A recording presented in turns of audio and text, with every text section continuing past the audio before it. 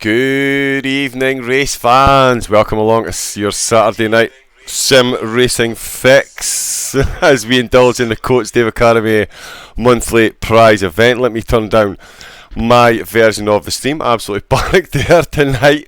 We are at the one and only Imola, making, of course, its first appearance for our console faithful here in Bologna in Italy. And it's double trouble for our viewing faithful tonight as we bring you both races back to back as 40 of our finest battle out to be proclaimed driver of the day and win one of two Coach Dave Academy setups up for grabs. Not only two races and two prizes, but we're doubling up on the dynamic commentating duos as well. Joining me for all the action from race 2 will be our founding father himself, Mr. SOP Motorsport Extraordinaire Simon. But joining me for race 1 is our Antipodean correspondent, fresh from giving Bouncer a dog bath, and it's Twitch's own Cadras Gaming, your friend and mine, when I'm nice to him at least. It's Kane. How are we doing this evening, Kane? Hello, John. Good evening, everybody. Pleasure to be here. Really looking forward to this one, as always. We are here for Coach Dave Academy's one-off monthly event. 75 minutes around Imola today. It's the first time we have seen the track on display for the console. So, yeah, everybody's very excited about this. We will see about 44 laps today, so yeah, let's hope there's not too much carnage out there, or shall we hope for carnage, John? Fingers I'm not crossed. too sure. Well, fingers crossed either way. It definitely promises to be an absolute cracker. As we mentioned, we're at Imola tonight. Of course, it is new to the console, guys. It's certainly not the new track in the world of racing, and unfortunately, it's perhaps not famous for all the right reasons, Kane. Yeah, of course. A lot of people, when Imola is mentioned, will remember Ayrton Senna. It is the track which the former great did lose his life, unfortunately. Apart from Ayrton Senna that weekend, it was actually a horror weekend at Imola. It was the last time we actually seen the F1s there. So we had Rubens Barrichello seriously injured in practice on a Friday. We actually had a driver lose his life in the Saturday practice as well, John. Roland Ratzenberger, of course, yes. And then after much delay and a little bit of hesitation from a lot of the drivers, they went out on Sunday, which was Ayrton's last day with us. So terrible news, but it is one of the reasons Imola's name is registered so profoundly. Certainly is infamous in the world of racing. Indeed, truly tragic events. The track was, of course, changed the following year, 1995, and indeed the same section was again changed in 2008 to give us the track that we see our drivers on today, Kane. Yeah, and that track we do see the drivers on is now just over 3 miles and just under 5 kilometres. So, but 19 corners of a couple of pieces of track to watch is, of course, turn 1, Tamburello, where those incidents did occur, and of course towards the back of the track where the Variante Alta chicane is, and that's a very high speed, bumpy, easy to get wrong section. So there'll be a couple of places to watch today, John, but no doubt these drivers will provide course. Yes, I'm sure they will. Of course, as we mentioned, Imola in 1953, I believe. I've actually closed the wrong page, so I don't have my clever note of track facts. Okay, and you're going to have to keep me right tonight. Yes, John, that's right. 1953. 1953. Held there. They started laying foundations about 1950. Okay. 4 local chaps got together and wanted to present something for the fans of that region. So 1980, after a few disputes between F1 and the Italian track that they always prefer, we know as Monza, had a few disputes, so F1 had for the year to Imola for the San Marino Grand Prix. turned out to be such a big hit, they reconciled with Mon as well. So having 2 Grand Prix events, I believe, all the way up until the events we've talked about, the 1994. Indeed, yeah. We're just, and yes, for anybody that is a regular viewer to the stream, you're absolutely correct. I am 100% showing off mine and Bailey's handiwork with the layout and things, so please feel free to give our ego a pat on the back in the chat and tell us how fabulous it looks. Genuinely, it would be appreciated.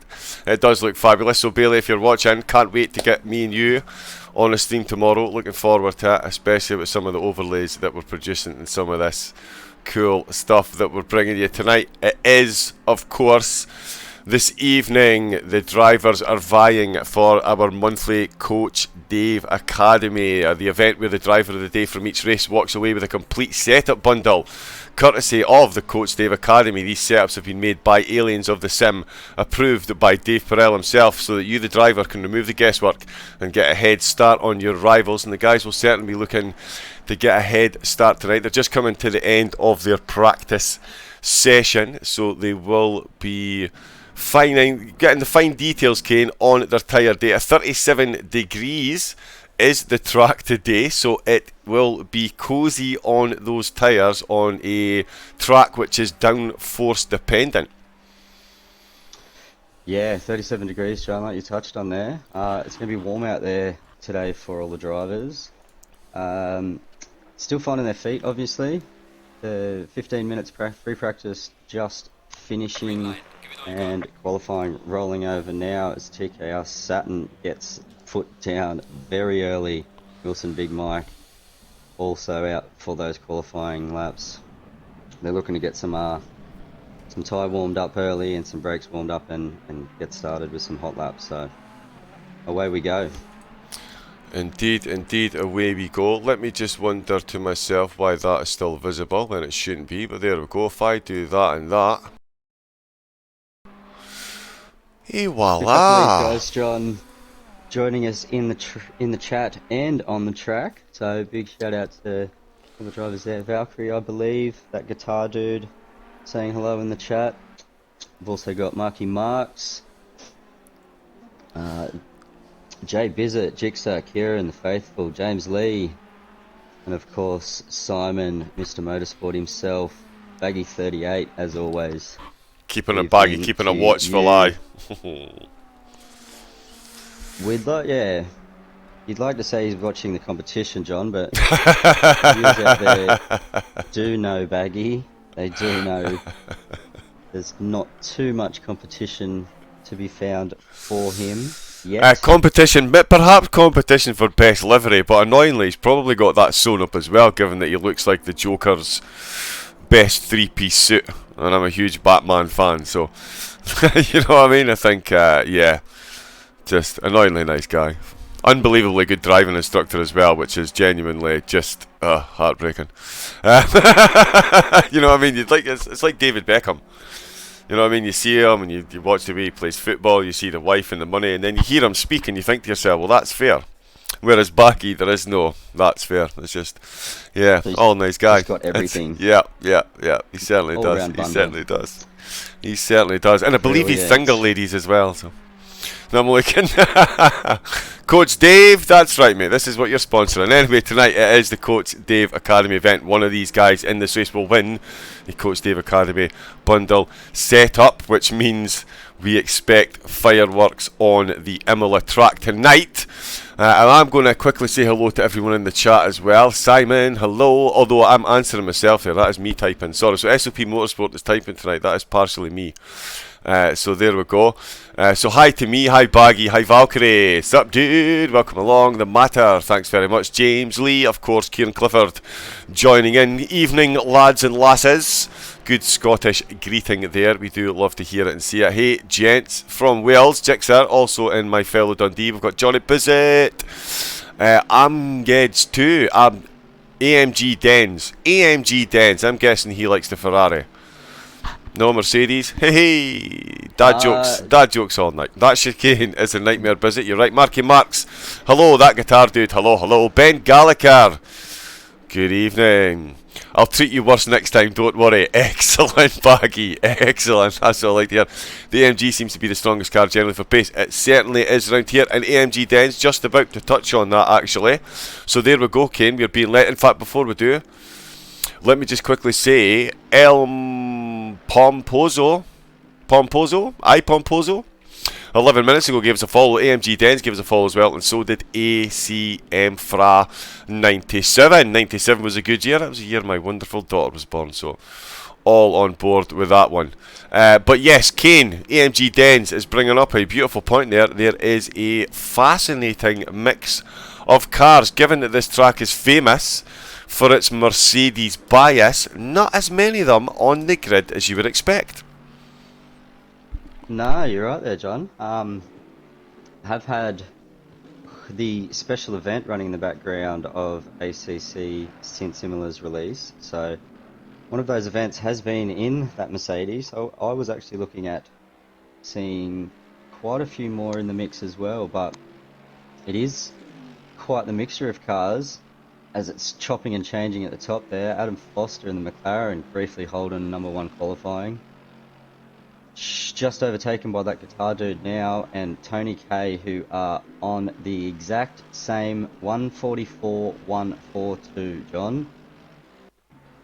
So that guitar dude and Tony K, if you see those two in the mix in the Mercedes and the Lexus today, it's going to be quite the fireworks. And if my microphone hadn't been muted to refrain from talking over the top of you, very excitedly would have let everyone know that the purple McLaren of Tropic Rot has gazumped them both. So Tropic Rot with a 143.662, 10 minutes left to go. We will still see a lot of the quick guys to go. I'm gonna... Who am I looking at for tonight? I think Ben Gallagher is due a good performance. We've seen him in the chat. He is due a good performance. Decent, solid driver. Maybe caught up in a couple of incidents, weren't quite his fault. A couple of slight errors perhaps in some of his races. Can he eliminate them tonight? Michelle B, not to be discounted, and he is in the AMG. RDN Yokachan, not seen him in a stream for a while. Expect things of the big variety from that man tonight. And also, I was just about to name someone and he's disappeared. Well, there you go. Valkyrie. I was just about to name him. He's sitting down in the bottom. He's not set a lap time. I expect him to be in the top 5 or thereabouts. He is 7th. He's just been gazumped by the mighty Iggy. Still plenty of time to go, and this is quite a field, Kane. Absolutely some top drawer action on show for tonight. Yeah, indeed. Lots of familiar names here that'll be well known to the viewers out there. Already got some fans in the chat here. Go on, Ben Gallagher from The Matter. So we know who The Matter is. Kieran Clifford with a subscription. Today. Stop it, Kieran. Thank you very much for the subscribe. 2 months. There you go. I think you might be our first resubscriber, mate. So thank you very much for that. I hope you got this better note. Please tell me the alert box is working. I've promised Simon that everything will go smoothly tonight, which was, of course, going to be my fail down. And there is Simon in the chat, and he's smiling, so the notification must have worked. Kane! Oh, touch wood, cross fingers. Will it all run smoothly for us tonight? Of course it won't. Of course it won't. Sorry. You were talking to us magnificently and beautifully, eloquently there about the drivers on track. I gave us a note of a few. Who do you think we like? Who are you keeping an eye on tonight? Yeah, a couple of drivers there in the middle of the pack at the moment. Again, drivers we know their names, very familiar with. Wilson Big Mike, Adian Yokachan, and as you touched on too, John, Ben Gallagher still in the pits at the moment, but was on top of the leaderboard through the practice session we've just had. So still needs to set a time, just on his way out of the pits now. Tropic Rot following. You said Tropic Rot up there in 3rd place now, just being outdone by ILRTS V5. So oh yeah, very quick. SV5 is quick. He is an LNR. He participates in a lot of LNR events. I can tell you we do have some breaking news from our man on the pit wall. We do have confirmation from SOP Motorsport Simon that Mighty Iggy is indeed on a controller. And he's currently in 7th place. So, not too shabby a showing. What we will do though, I'll tell you what, the guys are starting to settle in a bit. So let's give them all a quick hello and let us know who you are cheering on in the chat. Even if you just want to type in their driver number. So here we've got Ray Steve. He is number 789 tonight. We've got MSX. Normally in the NSX, that joke will never wear thin. He's number 78 tonight. We've got Michelle B appearing in the 74 car with Ben Gallagher in the 25. We've got Red Fly, number 143 this evening. Smith and Weston in a Porsche, number 911. That seems to be somehow coincidental. Fireblade is in car number 57. It's a Bentley with Kamzerkadze. Kamzerkeke. That's what happens when you don't have enough coffee. He's in car number 230 and it's a Lambo. We've got RDN Yukichan rocking number 84 tonight with Valkyrie. Number 62 Sharka Zulu, another friend of the stream, is in car number 88 with Tony K in 23. Jimmy Boy Horn is driving number 5 tonight with the Mighty Iggy on the controller in 35. Adam YNYA Pit. You'll never walk alone, obviously. That was a Geordie joke, I do apologise. He's number 28 with Valkyrie rocking 62. Wilson Big Mike is number 92 tonight. That guitar dude, he's in number 9. Tropic Rot, number 24. TKR Saturn is number 83 in SV5. Number 1 in the timing charts just now by a tenth and a half is number 6. So we do have, unsurprisingly, Kane, a nice full grid for tonight. And we are getting some times in. 5 minutes left to go. Still to see two of my guys set a time. That's Ben Gallagher and Michelle B still chilling in the pits. But you did mention that guitar dude and Wilson Big Mike. Both of them, fantastic early showing here, setting themselves a nice little marker in the top 5. Yeah, John, absolutely. Got technical in the background, but yes, did touch on that guitar dude and Wilson Big Mike up in the 4th and 5th. Valkyrie, lots of familiar names that we have mentioned. Mighty Iggy losing 1 spot in the Nissan, as you've said, on a controller. So awfully tricky work behind a steering wheel in any of these situations. So yeah, hats off to the Mighty Iggy. Will be quite interesting watch, seeing how he'll go today. We've got Cam Zazeki in the Lamborghini, John. So the lone Lamborghini out there today. So he will be easy to find. He will. Although he is very similar colour to the Porsche, so let's hope they two don't spend too much time together on track. We've got Porsche of Smith and Weston. Yes, yeah. Got some very similar colour schemes running there, so they do. These guys know each other. So we've got a couple of guys. It looks like they could be going for strategy. Of course, this is the Coach Dave Academy monthly event. The driver of the day in this race and the race after this. That's right. There's another race day after this one, kiddies. Another 20 drivers will be fighting it out for your viewing pleasure, and another Coach Dave Academy bundle set up. Gallagher laying the smack down and absolutely ruining my flow there. Well done, Ben. That's an absolute corking time. He's definitely not doing what two drivers are. So Kieran Clifford's declaring that the Mighty Iggy's on a controller and he's driving the Nissan, which means he now has a friend for life in Kieran. Marky Marks is saying that he's glad. Adam's probably glad he stopped watching Liverpool to drive. I'm going to be honest, as a massive Liverpool fan and a man with a Scouse grandmother, yeah, I can fully appreciate why he would be doing that at the moment as well. Baggy thinks that Michelle B is starting from the back on purpose. Is he trying to tilt his hat towards the driver of the day?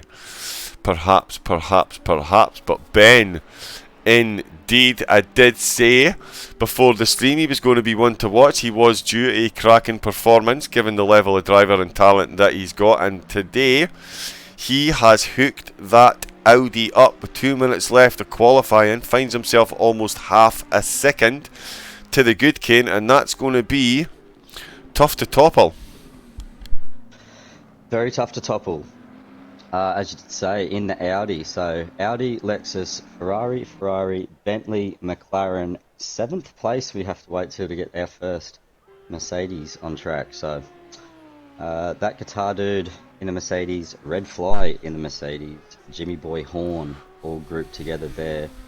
That's the first of the German cars, the German Mercedes. Yeah, very interesting mix out in the front of the pack there. So. Oh, Red Fly. There we go, Red Fly. Thanks very much. As soon as I said that was going to be hard to top. Red Fly says, thanks very much. Hold my beer. I'm going to go half a tenth quicker here in the SOP Coach Dave Academy sponsored event, and that is battle. Oh, that's gauntlet laid down there, I would say. Ben's still out on track. We've still got some quick drivers. SV5, let's not forget. Rapid Saturn could definitely put in a time. Valkyrie is in the pits, so he won't be advancing any further by the look of it. Tropic Rot, of course, was our pole sitter very briefly. Now finds himself a second adrift along with that guitar dude and Jimmy Boy Horn. Also tucked in there, 11th place, the mighty Iggy, the man on the controller, and bound to be a fan favourite before the end of the stream. Adam, looking to do slightly better than his beloved Liverpool tonight, comes round the last bend and finds no extra time, unfortunately, so he's going to stay in 12th with Sharka Zulu. In 13th, Yuka-chan is in 14th, Smith & Weston 15th, Kamikaze 16th, Fireblade in 17th, still looking to improve. Michelle B. Cider Info says he's looking to start from the back. MSX is looking to set a time. Ben Go. Gallagher just about to cross the line to see if he can improve on, and does. So does improve on that time. Ben Gallagher back to the top. Red Fly down in second by just under 3/10. There you go. That is indeed. Ben Gallagher with the reply. Yes, indeed. So there we go then. I'll going to grab a quick copy of those results. So there we'll have the qualifying results then, ladies and gents. So Ray Steve not setting a time. MSX didn't set a time, and neither did Michelle B. So those three drivers will start at the back. Let's see if they make it interesting. There's going to be a lot of action for us commentators to keep up with tonight. You just get that feeling. We've got Fireblade. In fact, let us go to Fireblade in 17th. We've got Kamikaze in 16th. Smith & Weston 15th. Yuka-chan in 14th. Sharka Zulu is in 13th. Adam is in 12th. Jimmy Boy's in 11th with the mighty Iggy making it up to 10th place. That guitar dude is in 9th, still on track and looking to improve though. Tropic Rock provisionally 8th, will finish in 8th. Valkyrie in 7th, Wilson Big Mike in 6th, Tony K in 5th, SV5 is 4th, Saturn in 3rd, Red Fly in 2nd, and Ben Gallagher with a 1 minute 42.510 takes pole position for tonight's event. Phenomenal performance from the guys here. John, check Discord, please. Yes, huge times being set there. Guys mixing it up, trading provisional pole all over the place there. Put their name up into the mix. Yeah, battle between the Mercedes and the Audi off the line is going to be something to watch, no doubt. A couple of Ferrari boys looking to get involved just behind, TKR Saturn and ILRT SV5. Tony K's Lexus in amongst that in 5th position. Wilson Big Mike in that Ferrari also. A Bentley in there and a McLaren in there. So top 8 cars there, all just over a second between each other. These opening laps, John, going to be very interesting to watch. Yeah, they really are. Hello to TSR Wake. Good morning, good evening, good night. Whatever time of the world it is for you. Let's not be saying good night yet, Kane. Yeah, no. We'll say good night soon. We do indeed love the Kane's dedication is absolutely not to be underestimated. Can you confirm what time in the morning is it where you are, Kane?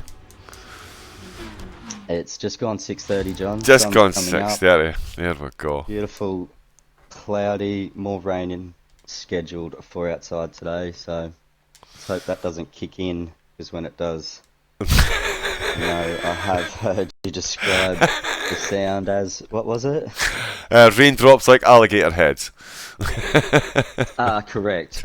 Except the alligators are the friendly version of that type of. We actually have crocodiles. They're the real killers. They're the real killers. Alligators, Right, you okay. can have them as a pet. Excellent. The microphone laughing at his heart. I do apologise. Worst commentators ever. How we're looking on the line, Kane? Do we have the start of a rolling start from the guys?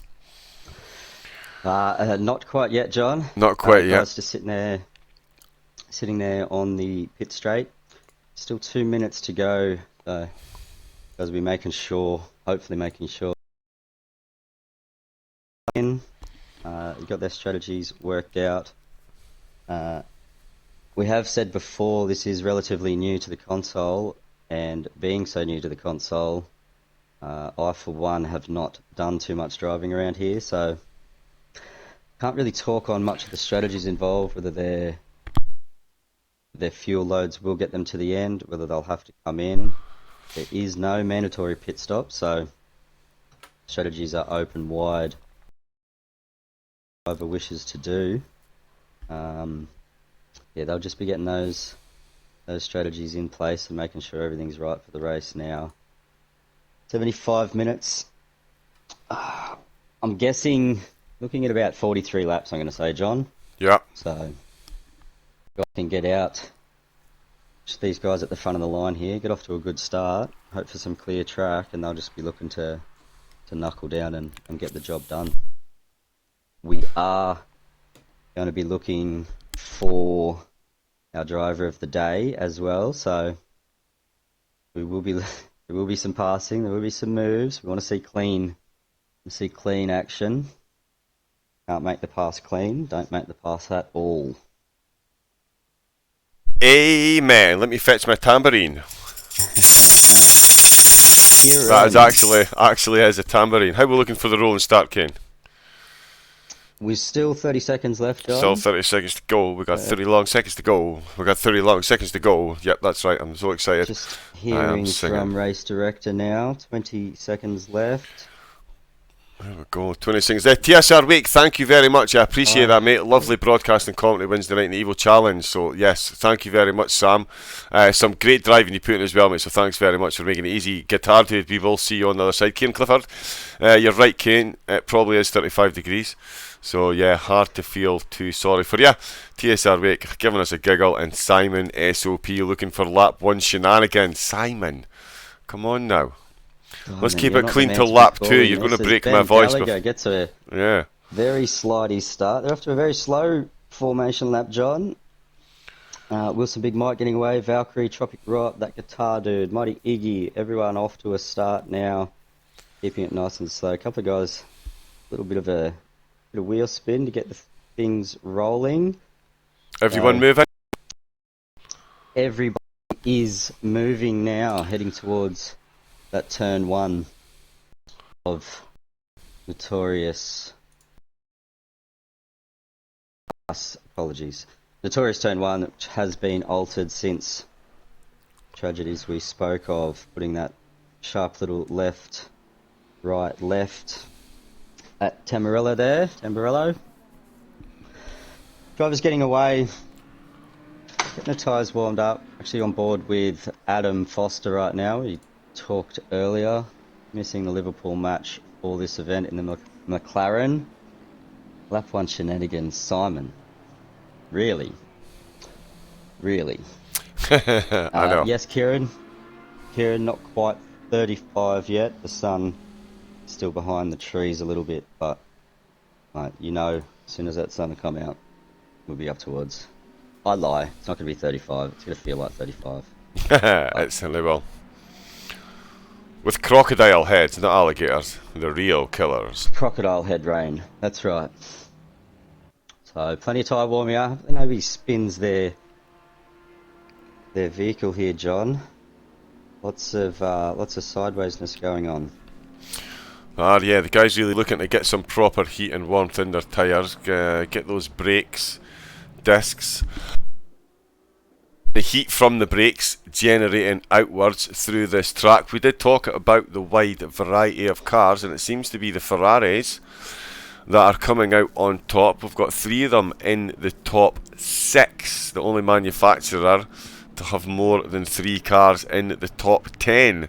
So a fairly positive showing there from the Ferrari 488. Have I ever mentioned, Kane, that I'm a big fan of the 488?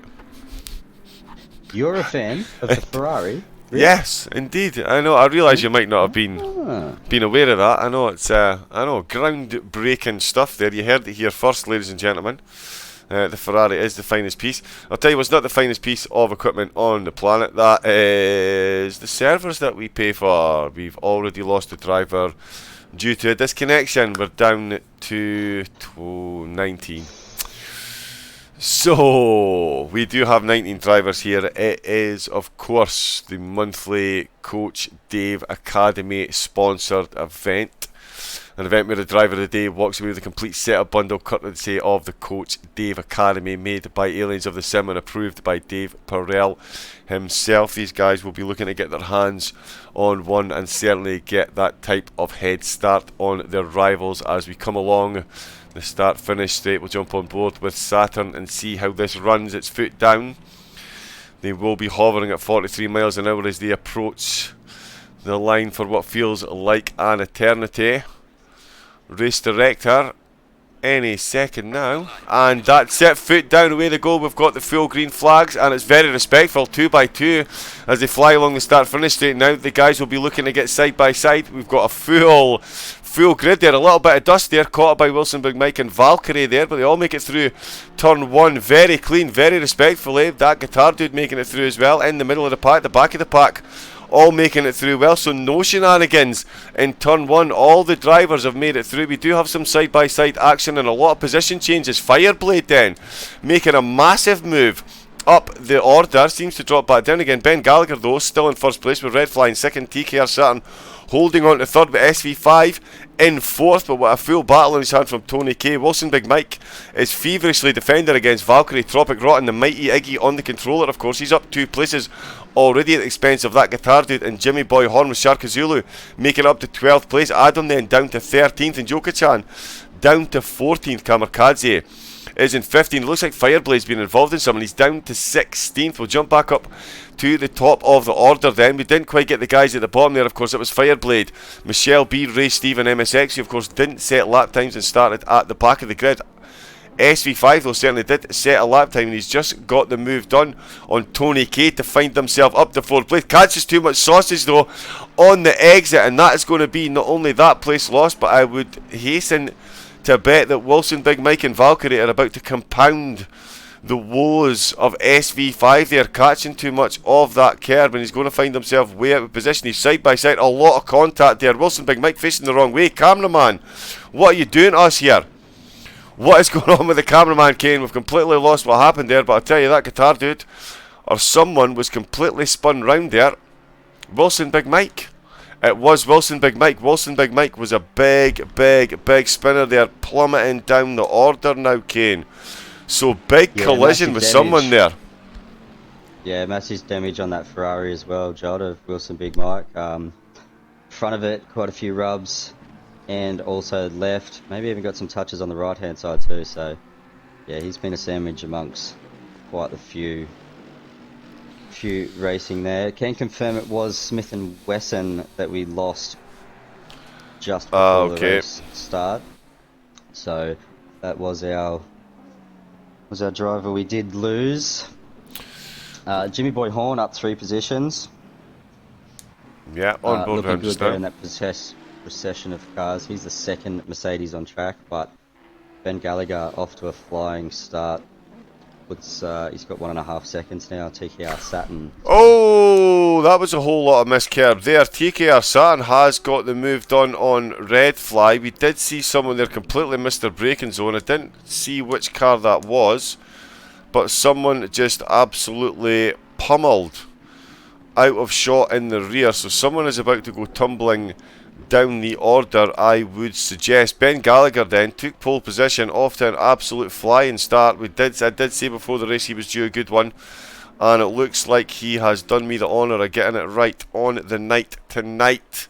TKR Saturn then has just got the move done on Red Fly to take second position to leave Red Fly in third. We've got Tropic Rot then, who sat on pole position at the start early qualifying, qualified a fair bit down the order, finds himself up to fourth, so a great drive from him. The mighty Iggy in the Nissan on the controller, up 6 places in the opening exchanges to find himself in 5th. SV5 doing well to get back in there after his dalliance with the curbs saw him go skyward off into the gravel pit. He is currently in 6th position. Jimmy Boy Horn definitely has himself an issue in the shape of Valkyrie in a Bentley all over the back of him there. He'll be looking to take 7th from Jimmy Boy. Jimmy will certainly be looking to defend that one valiantly as we see some action in the background then. That guitar dude under all kinds of pressure from Tony K is looking to slip one up the inside. Slight bit of contact. Tony loses the front of his car. That's going to let Adam and Michelle B, of course, started at the back, now finds himself up to 13th. So definitely vying for driver of the day, seeing if he can work his way through the pack. It'll certainly be interesting to see how quickly he can dispatch of this group of 4 drivers. We certainly know that guitar dude can defend. Tony K is no mug, and Adam Foster will certainly be looking to improve on his Liverpool football team compatriots, Kane, and hold off Michelle B for as long as possible. Yeah, exactly. Say hello to Simmerber 6907 there in the chat. Hello. Give us a follow as well. Thank you very much for the follow, Simmerber. Thank you very much, 6907. Welcome along. Quite a few followers tonight. Who've had followers tonight, actually? Let's give them Impomposo. AMG Dens give us a follow. So did ACM Fra 97. Kieran Clifford resubscribed. I think he is our first ever resubscriber. So thank you for that, Kieran. 2 months old, the channel. Hurrah! And Simmerber 6907 all here to enjoy the Coach Dave Academy event, Kane, and the action on track is absolutely living up to the billing as we see Michelle B get the job done on Tony K. Fairly toot sweet, as we say in the professional comedy industry. Yeah, quite get it done, sorry. That move, yeah, just to confirm there, John, that move not actually getting done. Tony K still out in front of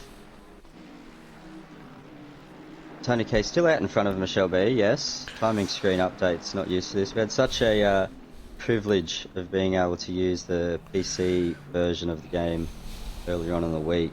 Oh, indeed. Taking a little bit of getting used to.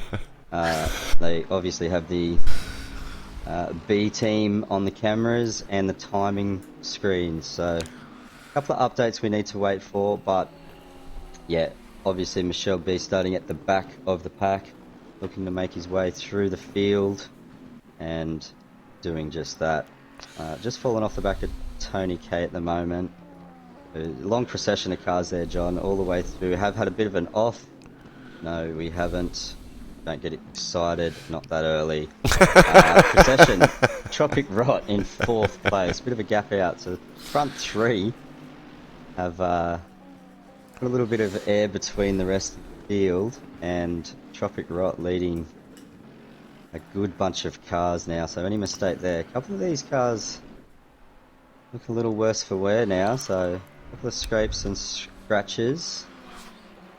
Hope none of the aerodynamics hasn't been affected too much, otherwise you will have quite the interesting day out here. Jimmy Boy Horn behind the mighty Iggy on that controller, looking very smooth, I must say, on controller. He really is, yep. So he has been a big winner, up 5 positions, as you mentioned, John. 6th place at the moment. So definitely throwing his hat into the mix for driver of the day. I would say Anybody so. out in the chat there wants to throw their recommendations for their driver of the day as well. Yeah, early shout outs, Pete. Who do we think? Hear it. Yeah, give us an early shout out. Who do we think is going to be driver of the day. Anyone in the early exchanges catching your eye? Valkyrie making up a few places. Of course, the Mighty Iggy in the Nissan on a controller. The rest of these guys all on a wheel. I can barely play this game on an expensive wheel, so that guy on a controller, absolute hats off to him. And of course, he is driving the Datsun Sunny as well, so the guy likes to definitely double handicap himself.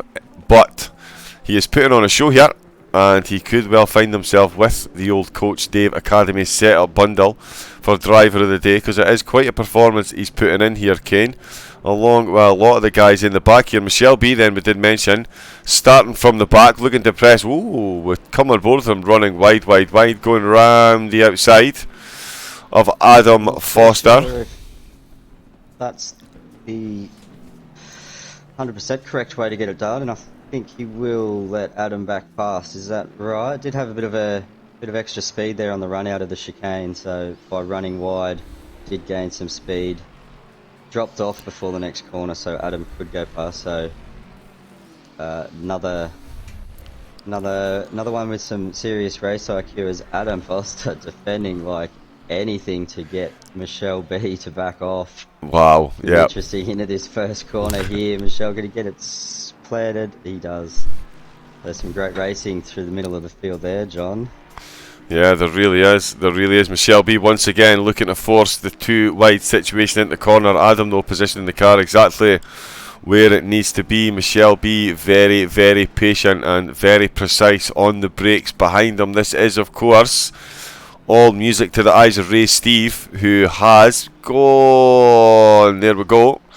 Sharing of a sign or two, and that is paid to Adam's battle with Michelle B, and unfortunately just thrown him to the wolves in the form of Ray Steve, who again started from the back, so he's up to 14th, and he is now looking to take a place from Adam Foster, Kane. This, not proving to be a great day for Adam. No, it looks like Steve there and Michelle running the same tactics here, running from the back, trying to get as far forward as possible. Simon in the chat, Wilson Big Mike with a possible comeback driver of the day after being involved in that incident. Of course, we did catch a little bit of that. Wilson Big Mike's Ferrari coming off second best, was facing the wrong way for a little bit, started his race all over again, so... Yeah, I think we've got a move done. We'll have. Sorry, yeah, we've got a move done as well. We missed that one. SV5 then's got the move done on Tropic Rock. We missed the move itself. We jumped on board just after it being done. So SV5 then making himself a charge back through the field. As we can see on the front of his nice bright pink Ferrari there, it's definitely not been a contactless drive he's had. So he's been involved in a bit of shenanigans here and there. Lost some front wing, lost a bit of aerodynamics, but he's found himself back up into 4th place at the expense of Tropic Rock, who is on a bit of a tear himself. So it's all still all to play for, as all these guys, we're jumping on board. Sorry, I got distracted there. The Mighty Iggy then, it looks like Jimmy Boy Horn has got the move done, so we're just missing the moves here, Kane. But there are overtakes left, right and centre, and these guys are absolutely looking to get their name mentioned and try and win this Coach Dave bundle set.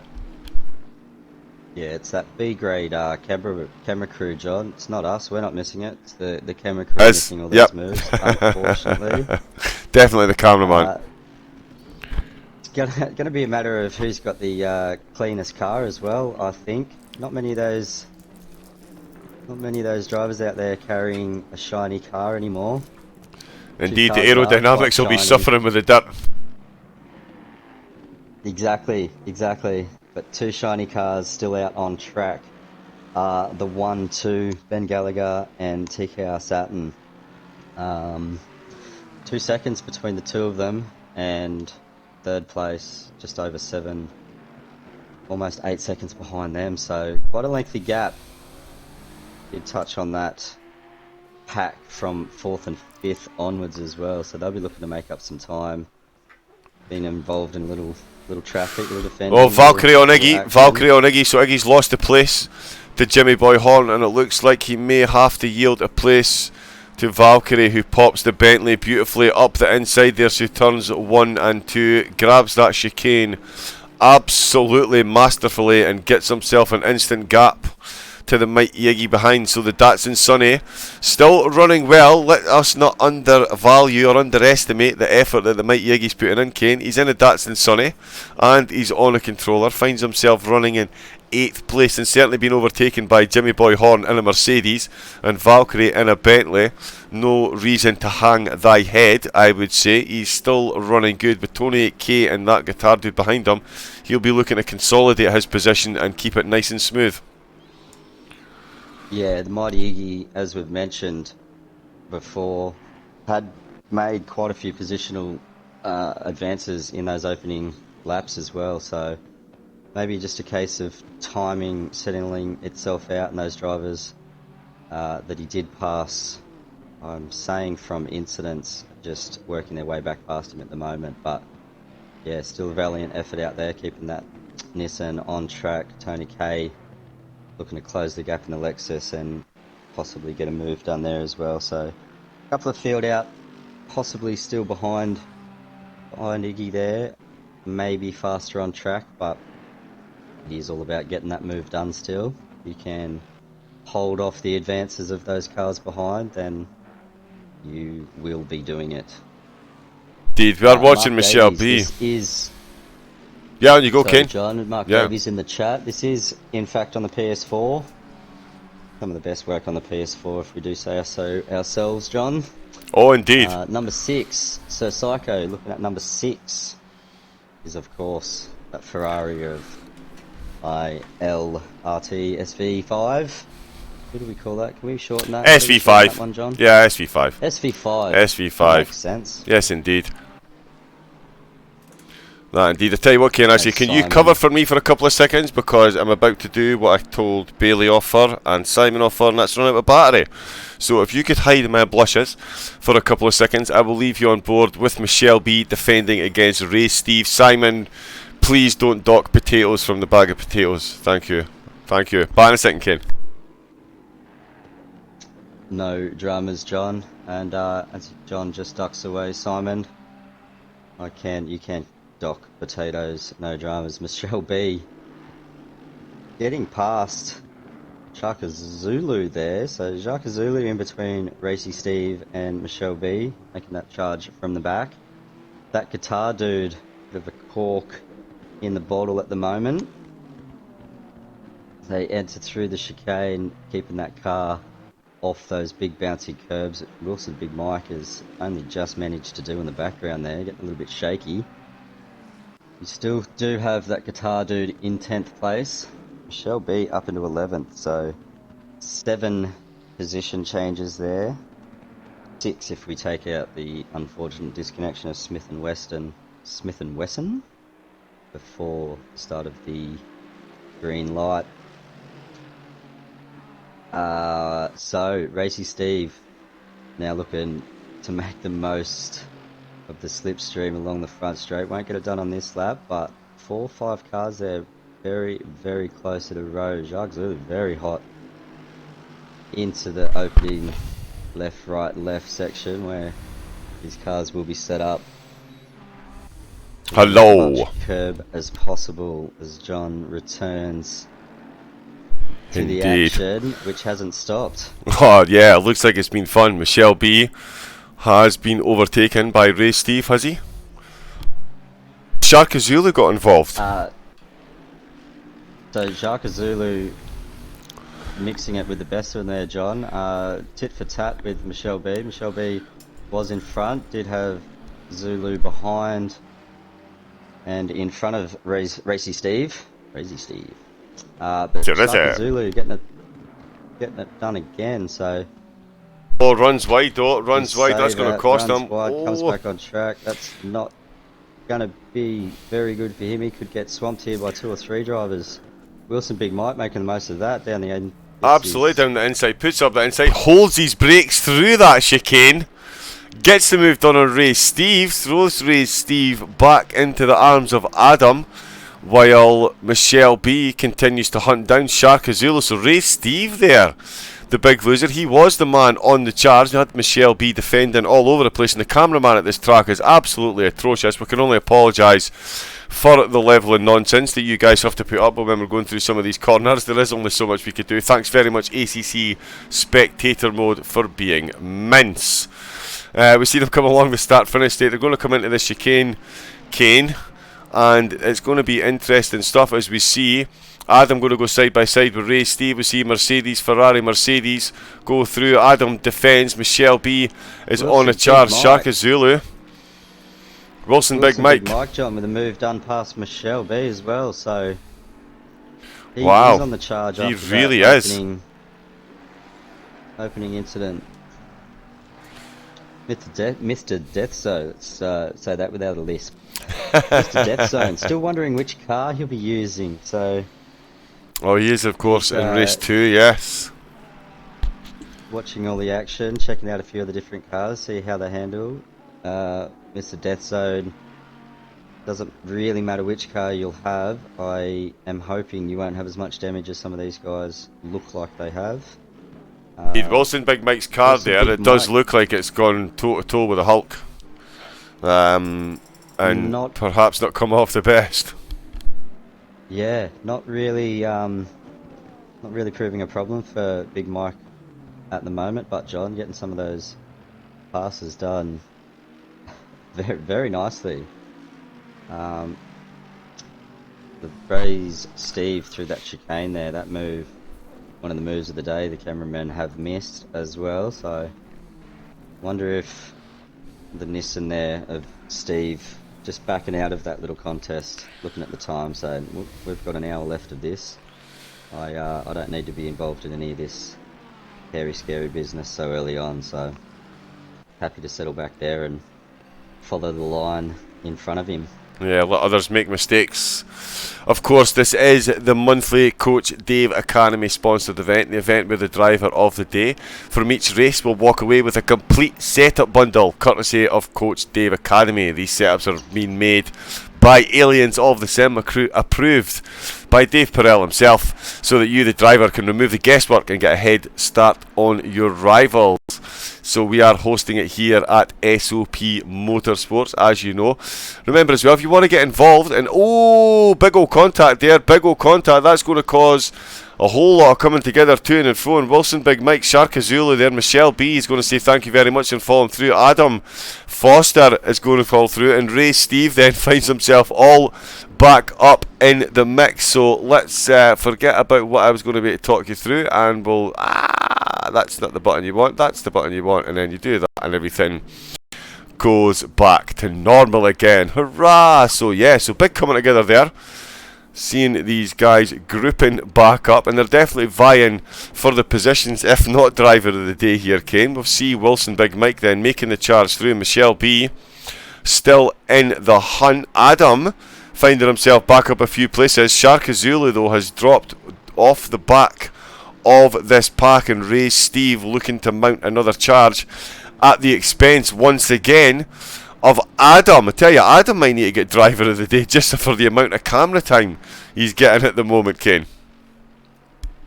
Yeah, these guys providing plenty of action in the middle of the pack here. There's a top two drivers run away with it. Ben Gallagher nearly 5 seconds in front, enjoying all the clean air at the moment. TKR Saturn trying to claw it back, and Red Fly also doing well there in the Mercedes. Mention there from Sir Psycho, number 25, Ben Gallagher's Audi, is in fact holding it down quite well.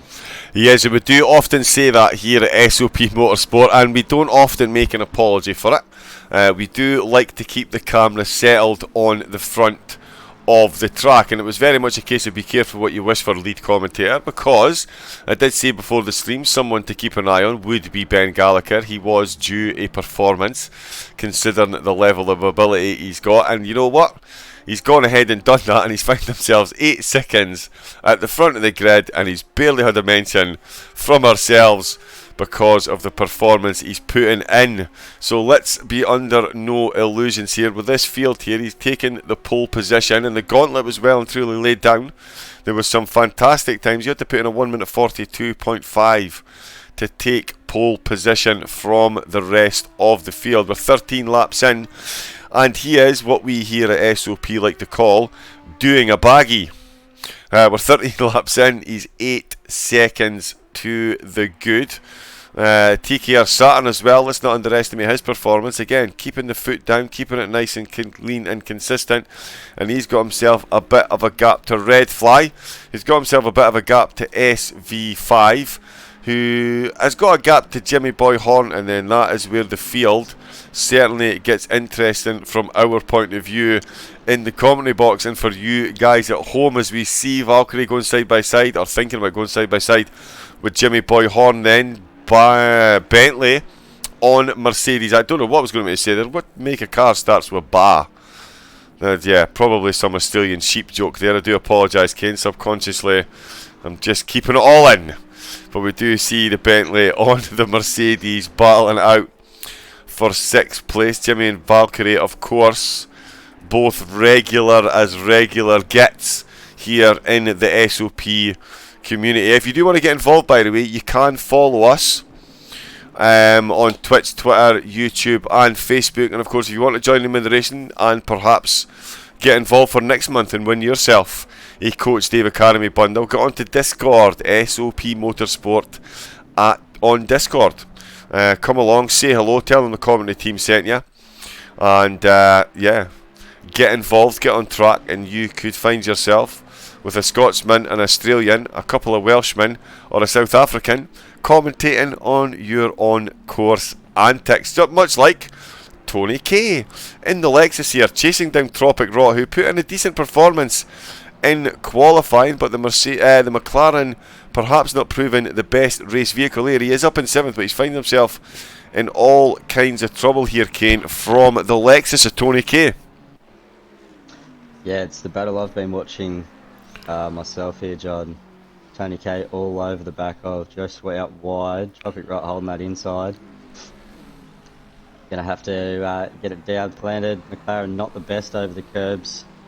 I've heard from our man in the chat, always in the chat, Mr. Jigsaw GT, big fan of that McLaren, has had some problems. It rides so low, John, such a low riding car, so Tropic Rot holding off Tony K for now. Valkyrie. Oh, no, he's not.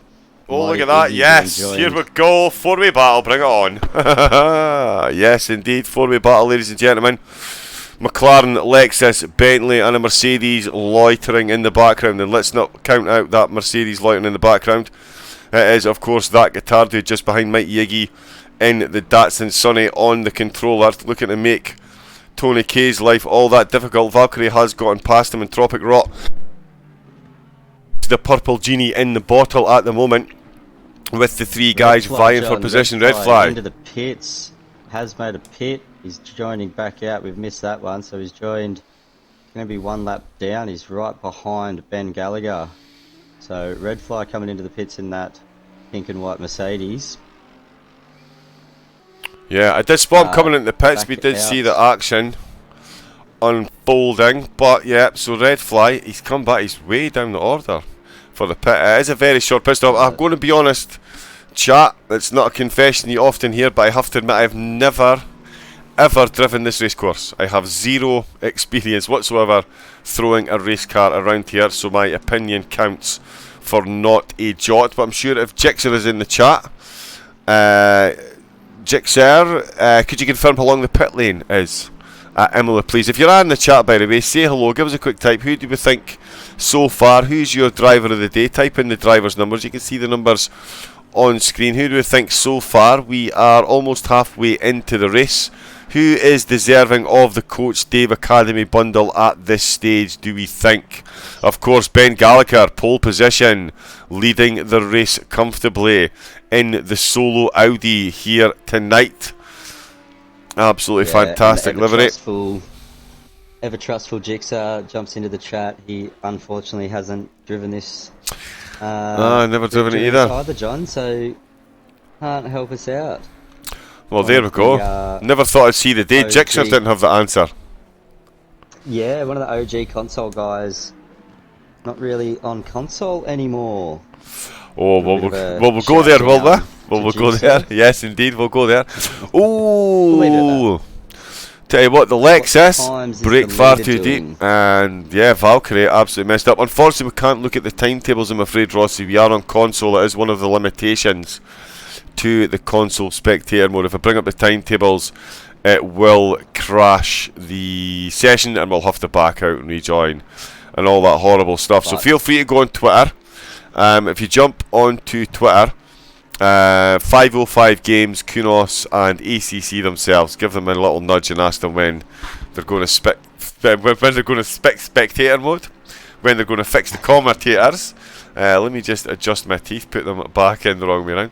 I did have some misguided dental work that went horribly, painfully wrong. I can laugh now, but I'm sure Kane will testify it was no laughing matter at the time. So we'll blame that for my subtle slip-ups then. Tony K making back the places in his Lexus at the expense of the mighty Iggy, who is still hanging on in there in the top 10, Kane, putting in a pretty decent performance here. And yeah, it's going to be hard to look past him come the later stages of the race for driver of the day, considering the car he's driving on a controller, mixing it with the top guys here. Yeah, doing real well. Making that was in 9th, getting back up into 8th after Redfly got his pit stop done. So yeah, mighty Iggy still up 3 positions from qualifying, so doing quite well in and amongst that pack. That guitar dude in the background lurking though. Can he make that distance up?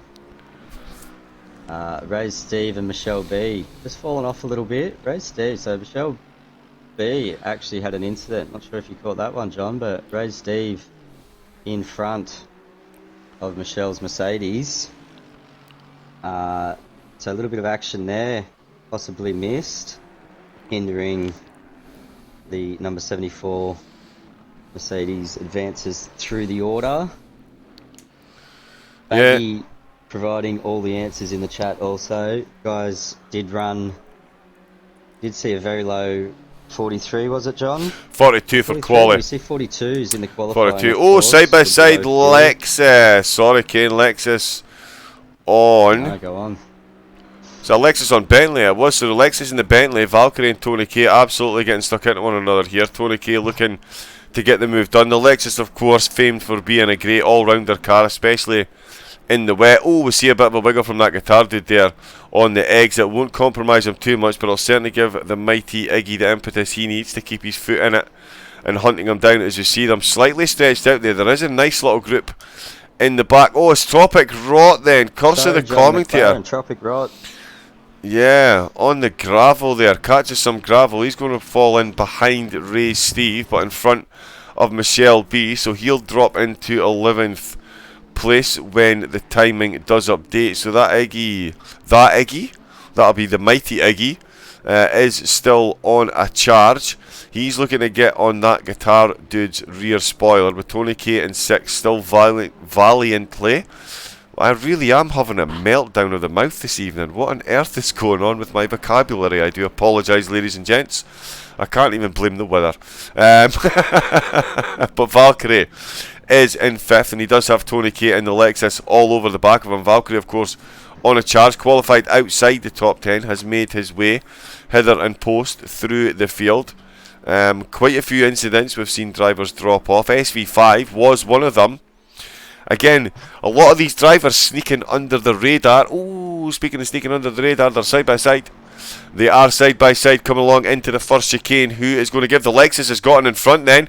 Oh, flash of the lights there. The Bentley not happy with the move being made by Tony K. Cut in front, but the two guys absolutely magnificent on the brakes then. Valkyrie doing amazingly to avoid contact there, but it has cost him the position. So Tony K then getting the move done in the Lexus. Not really got the move fully done though, because I tell you, Valkyrie is still very much all over the back of him. Much later on the brakes, holds his line absolutely beautifully as they come up the hill into sector 2 of the course. Of course, one of the heaviest braking zones you're going to find on the course as they come flying through this double left into a double right-hander before the Harum Scarum last chicane here at Imola in Bologna. The track's still sitting at a very beautiful 37 degrees, so these guys will be finding their tyres a bit hot to get maximum grip, and there will be a bit of wear and a bit of graining going on. They are of course going to need to change pit to change tyres and take on a bit of fuel. Two guys absolutely munching those curbs, there, Kane. Definitely not going to see that in the McLaren of Tropic Rot. These two guys come firing through there absolutely mercilessly over those sausages there. Yeah, they've done their work, they've done their homework, got the car set up. Tropic Rot, commentator's curse again, John. That McLaren not feeling so happy through that tricky chicane. Jacques Zulu getting the pass done as well, so Tropic Rot losing another couple of positions there. Also, Shark has got it done as well. Boards. Yeah, Tommy Board again, just waiting to update. So yeah, Shark Zulu is physically, yeah, he's definitely in front. He's definitely in front. A couple of mistakes in the middle of the race here for Tropic Rot. Not giving his race the best outlook at the moment. No, indeed. Neil Afonso in the chat. Hello. Guys in the chat, by the way, get typing in, say hi, give us your favourite driver's number or name. Say hi to me and Kane, say hi to Simon, let us know you're going to get involved in some of the racing. Neil Afonso, yeah, the previous bit of Baggy, I believe, did you not win? I think I may have done a Coach Dave event previously. I think I did December's. And if I remember correctly, Baggy, did you win one of them, mate? I think. The ones previous to that, I don't know, unfortunately. Yeah, Baggy's won a few, so there we go. Baggy did win, I'm right, I did commentate on one a while back. The December's one, and Baggy did win one there. I can't remember who won the second one, though. But previous to that, Neil Afonso, unfortunately, I haven't done enough homework on that particular subject, so I will hang my head in shame, as Simon, I'm sure, will be furiously rummaging about to find the information. So go Simon. Robbo, yes, there is indeed some fast guys here. This isn't a league per se, this is a monthly sponsored event. Coach Dave Academy sponsors this event, and the driver of the day from both events will win a Coach Dave Academy setup bundle. But a lot of these guys do appear in our Monday Night Pro League, along with a lot of the guys that will be appearing. There is another race directly after this one, and if you think these guys are quick, well, there's a bloke called Baggy racing in the second, and yeah, he is a bit nifty behind the wheel of a car. So could be worth hanging about to see him race. That race will of course be taking place in about 55 minutes. Can't wait for that. I will of course be joined by SOP's Mr. Motorsport himself. Simon will be gracing the commentary box as Kane departs after race 1, Kane, but it's been a cracker so far, Kane. Plenty of action, plenty of guys sporting a bit of damage, which obviously we don't like to see, but it certainly makes for entertainment, and there's been movers and shakers all through the field so far. Yeah, John, exactly. Talking of damage, just watching Wilson Big Mike get his pit stop done as well, so interesting to see whether he's just added fuel or whether he's had those little repairs fixed up. Another one of the things we're unfortunately not privy to in the console version of the game. Can't tell how long he was in there for. Comes out in 17th position at Ferrari, so he's been up and down again after that incident in the opening laps. Valkyrie now into the pit, saying goodbye to that battle with Tony K. Adam Foster's made a pit stop too, I believe. He's back down in 18th and has the Lexus of Tony K chasing him down, looking to get that blue flag waved out of the way. Shark Azul in the pit as well. Yep. Yeah, exactly there, John. He's going to be guessing, going to be pulling up just as Valkyrie looks to be headed off. So a little bit of fuel, a little bit, a couple of deep breaths, and away they go again. This pit stop right in the middle of the race as we get that information from race director. Halfway through, 21 laps completed by Ben. Out in front quite comfortably now. Yes, he is. Robbo, I'm definitely going to watch. I think raced in the last one. Oh, right, okay, very first. What was your name? What's your name in the race? Sorry, I know there's a lot of people jumping the stream. They tell me which name they've got in Discord and stuff, and it's so hard to mark out sometimes. That guitar dude, could you explain to me how it is you've managed to type in the chat and let us know that you're on a zero stop strategy while on a zero stop strategy? That's I mean, really?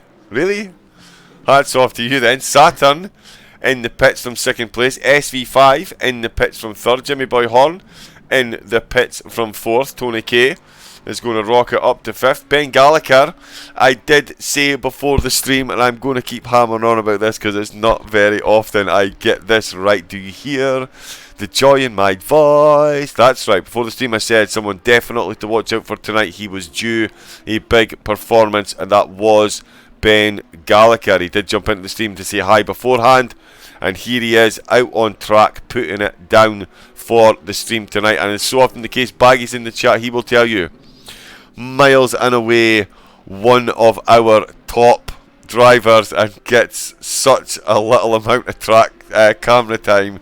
We love you, Baggy. We're sorry that you don't get a lot of time on track, but it's because you're off out in the distance. So much so that it's been declared this evening by a very wise man. Oh wait, that was me. We'll go with wise man anyway. He did say Ben Gallagher is doing a baggy, and that's exactly what he is doing. We are 22 laps deep. There it is, completed. The start of lap 23, and Ben Gallagher is flying off into the distance. Tony K is of course in second place as the pit stops iron themselves out with that guitar dude who is skillfully driving a Mercedes round Emily, typing in the chat, keeping us up to date with his pit strategy. We love you, that guitar dude. The mighty Iggy then on a controller in a Datsun Sunny. He's in fourth place. Ray Steve is in fifth. Michelle B is in sixth. Tropic Rot is sitting in seventh place with TKR Saturn in 8th. SV5 is in 9th with RDN Yoka-chan in 10th position. I did mention Yoka-chan before the stream as well. He is in 10th spot. We'll see how he does there. Ben Gallagher then still out in front, and that's not the name I meant to say. That's how excited I am about what's going on. It's Tony K. Tony K's in the pit, so that guitar dude will vault up to second place with that mighty Eggy taking third. Who was the first man to come into the pits? It was of course Redfly. He is down in 13th at the moment, so he'll be looking to get places back now, Kane, now that these guys have been in and out the pits. I think we're about to see some big jumps in the timing boards here as these guys get their outlaps done and dusted. Yeah, a good chunk of these drivers getting the pit stops done in the previous 2 or 3 laps. Tony K just getting the car dropped now, heading out of the pits, down in 8th. See him, should hold on to that position as the next closest car just rounds the final little kink onto the main straight and over the start finish. Check that out. It's going to in fact lose that position. I correct myself. So SV5 getting that pass done. Ferrari getting past Tony's Lexus after that pit stop. Indeed he has. So SV5 making himself up a place. TKR Saturn, and it is showing in 7th at the moment. Of course, Tropic Rock, Michelle B, Ray Steve and the mighty Iggy all still have to pit. Ben still hasn't pitted, and to be fair, why would he? He's got clear track. He's got guys that are behaving beautifully under blue flags. He's 24 laps in. He's absolutely in the groove and definitely taking this one, the bull by the horse, here in Bologna, Italy, in the Coach Dave Academy sponsored monthly event here at SOP. That guitar dude then looking all the more comfortable as well on a zero stop strategy in second position. Will he pull this off? Will this, Kane, be the moment that changes race 2? I mean, let's face it, if that guitar dude declares that he runs a no-stopper and runs a no-stopper, any guys looking to watch race number 2 or take part in race number 2, that's really going to have them sitting up and taking notice. Yeah, going to have them all and sitting up and taking notice. Have me sweating trying to change all of my strategies last minute, so it will be interesting to watch for you guys as Simon will be joining for the second race. Definitely something to watch. Still can't believe that guitar dude, one hand typing his pit strategy. Oh, runs a bit wide. One hand driving. I tell you what, see if he types now in the chat. Yeah, he's definitely getting a yellow flag. Okay, Robbo, Audio Breaker 91, Audio Breakout 91, right, okay. I actually know someone that owns a recording studio called Breakout Music in Perth. You don't know Dave Kerr by any chance, do you? That's that Audio Breakout. I probably would have picked up on that, because I know someone that owns a studio called Breakout Music. So there we go. Oh, as we see, Mercedes on Mercedes action. Yoka-chan then, falling foul of the advances of Jimmy Boy Horn, getting himself back up into the top 10. So Jimmy Boy, another one of our SOP die-hard regulars, putting in a beautiful little overtaking, getting the job well and truly done, and scooting off into the distance. Tony K then in the Lexus. Come on, cameraman, is in 9th place. SV5 is in 8th and looking to get past a back marker there. Sorry, I was about to declare that code red for SV5, but it's not. It's actually a back marker. In the Lamborghini, of course, we know as Kamikaze, Kamarcheki. I'm sure there is a Kamikaze as well, I'm going to be honest. I don't think I'm getting that entirely wrong. Saturn then is in 7th. He'll be looking for these guys to get their pits done, which is of course Tropic Rock, Michelle B, Ray's Steve, the Mighty Iggy, and that guitar dude who's not pitting, but Ben Gallagher will be. So, is Ben Gallagher coming at the pits end, 25 laps into the race. He comes into the pits, leaving that guitar dude some clear track. He is almost a third of the track down. He is absolutely going to have to hoof it. I mean, he's 53 seconds down anyway, so he is going to have to run a zero stop strategy if he is going to make a serious move for first place in this race and look to the gazump and, quite frankly, all over Ben Gallagher's parade. But that guitar dude, tell you what, Kane, this is the moment. Race 2 are sitting up and watching intently to see if this can be done. Yeah, I'm sitting up watching intently if this can be done, John. That guitar dude routing one of the final curves there. Ben Gallagher still in the pits, car sat down. I think, I'm going to call it early, John. That guitar dude will start this lap in the lead. Ben Gallagher car number 25 Audi. Moving, just rolling. Now. Yep, go Kane. There we go. Get that guitar dude heading into the first left, right, left section of the track. Out in first position. So, Ben Gallagher leaving the pits now. Just behind Michelle B. But quite a lengthy pit stop there for Ben.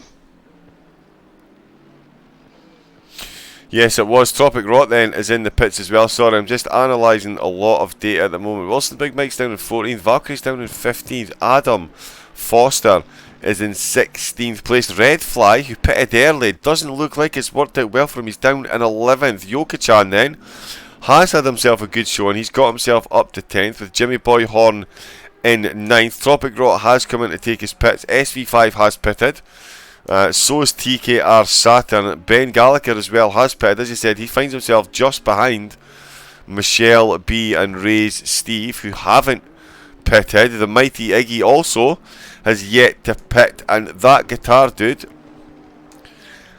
has decided not to pit. Can he go to the end of the race? Is this a double bluff? Has he typed that into the chat to put off his co-competitors?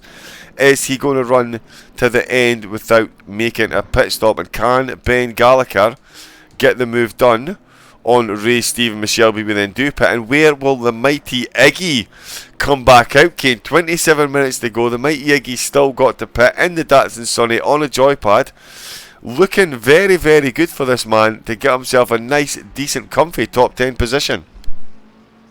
Well, has the mighty Iggy gone with the same plan, John? Is he planning a no pit stop as well? We see him out on track for the rest of the race. We could see if one of the cars can make it, then it's quite possible that a few of these others. Confirmation then. The Mercedes. Yeah, Curly Reds just jumped in the chat to confirm Iggy is not pitting, so both SOP founding fathers on the pit wall diligently doing their best to bring us up to date information on what's going on in the race. So the mighty Iggy and that guitar dude pulling it out of their sleeves. Zero stop strategy for both drivers. And Coach Dave, I think you might have to hand out more than one bundle in this race, kid. Just joining the chat there again, John. That guitar dude, totally outrageous. He's now asking our chat if there's any other no stoppers. Sorry, that guitar dude, you're taking our job right now. If you could just concentrate on driving, your zero stopper. Of course, all said in jest. That guitar. It's not said in jest. Concentrate on driving. What is he doing? He's making a mockery. He's making a mockery of our hard work here, Kane. He really is. Some of us can't do one of these things. No, exactly. Yeah, exactly. I feel like I should make flashy things appear on the screen just so people know we're putting in as much effort as some of these drivers here tonight for the Coach Dave event. And there's certainly a red fly then looking to make himself back up a few places. He was running great guns up on the podium at early doors, took his pit stop early, and it really hasn't paid off for him. Well, Kane, now fighting to get back into the top 10 at the expense of Yokocan. Yeah, I'm wondering if that pit stop was made due to contact or something, John. Maybe getting some damage fixed up. Would have been involved in an incident. We do know there's been battles all over the pack, so say before it's the cameraman missing the passing moves, but being so many great battles on track, it is really hard to keep track of. Really hard to keep track of. Ben Gallagher though, let's jump on board with Ben. We've got Ben hunting down Michelle B. Of course, Ben put an absolutely sterling performance. We'll be looking to get past Michelle as quickly as possible. Michelle up to 4th. Michelle might not be pitting. Now we're saying we're waiting on these guys to pit. We do know that guitar dude is going to run a zero stopper. The mighty Iggy is also running a zero stopper. Is Michelle B and Ray Steve as well? Can you really run from the back of the grid? Oh, Ben going round the outside. Looking for the cutback. Oof! What a cutback. Inside. He's going to be in all sorts of trouble here leading into the chicane, John. Who's going to give way first? Looks like Michelle B just easing off there. Oh, yes. Ben pass, not wanting a bar of that. Indeed. Ben giving it the full hokey cokey. Left foot in, left foot out, left in, out. Shook it all about, took it through the chicane, threw it into the second chicane, and Michelle B falling foul. So Ben getting himself back in to the top 5. So whether Michelle's pitting or not, he is outside of the top 4. Comes past the pit entrance again, so definitely not pitting this lap. Ray Steve then's just come past the pit entrance, so he still to pit. We do have Sir Psycho in the chat saying if number 9 holds on, he's got driver of the day. I do appreciate where you're coming from, but here, just for a point of debate, chat, if we're saying that guitar dude deserves driver of the day for a zero stop strategy, surely the mighty Iggy has got to be in within the shout. Okay, that guitar dude is leading the race, but the mighty Iggy is on a joypad. And has also come from further down too, John. Mighty Iggy qualified in 15th place. Remind the viewers. 15th place, Mighty Iggy started this race on a controller. So, work his way through the field, avoid all sorts of shenanigans in the opening 10 to 15 minutes. He's had some battle on his hands too. He's not had it his own way at all. Mighty Iggy holding his own quite nicely. Yep, they really have been. They really have been. Of course, you are along for the SOP Motorsport Monthly Coach Dave Academy sponsored event. We are here at Imola for 75 minutes of flat out racing between these guys. The winners will, of course, receive a Coach Dave Academy setup bundle. Setups made by Aliens of the Sim, approved by Dave Perel himself, so that you, the driver, can remove the guesswork and get a head start on your rivals. We've got Mr. Death Zone with a host. In fact, let's give a quick run through to the really important people, not just the drivers. Of course, we had Impomposo. I hope I'm getting that right. Somebody please correct me, or just keep enjoying my attempts at it. Give us a follow. We had AMG Dens give us a follow. ACM Fra 97 gave us a follow too. Kieran Clifford, a resubscriber, thank you very much for that. Bud Summerbear 6907 gave us a follow. Rosie G gave us a follow, and Mr. Death Zone busting out the hosts with viewers. So there we go. That guitar dude starting P9, Iggy started P10. Alright, okay, so the starting 10, winning is winning. Well, Sir Psycho laying his thoughts on the line there. What does everyone else in the chat think? Do they think that that guitar dude deserves it for the non-stop strategy? Do we think that a Mighty Iggy perhaps deserves it for doing the whole thing on a controller? What about Ben Gallagher? Took pole position, led the race for 26 or 27 laps until he came in to take a pit stop. Finds himself down in 4th though. Still a great race from Ben. Michelle B started at the back. He's in 5th. Race Steve started at the back. He is about to be gazumped, you would think, by Ben Gallagher. Well, I tell you what, 20 minutes left. Here's another cat amongst the pigeon. Ben is going to be on much fresher tyres. Of that, there can be no question, Kane. Can Ben catch back up to Iggy and that guitar dude? And if he does, Sir Psycho, will that get Ben driver of the day, you think? Come on, chat, give us your opinions. What do we think? Kane, what do you reckon? Can Ben really, do you think Ben, can he get back up to the top of the grid? Just trying to work that out myself, John. Almost the full length of the start-finish straight between that guitar dude and Ben Gallagher at the moment. Ben on quite the charge, has passed Michelle B and Ray Steve in consecutive laps, so definitely not easing off. Got the foot down, ready to take it to the mighty Iggy and the guitar dude. As I hang my head in shame, I've been looking at the wrong screenshot. So in practice, he was down in 15th position. So quite a small little slip up there. Indeed. Thank you, Simon. It's not like you renamed one of the most historic chicanes in the world.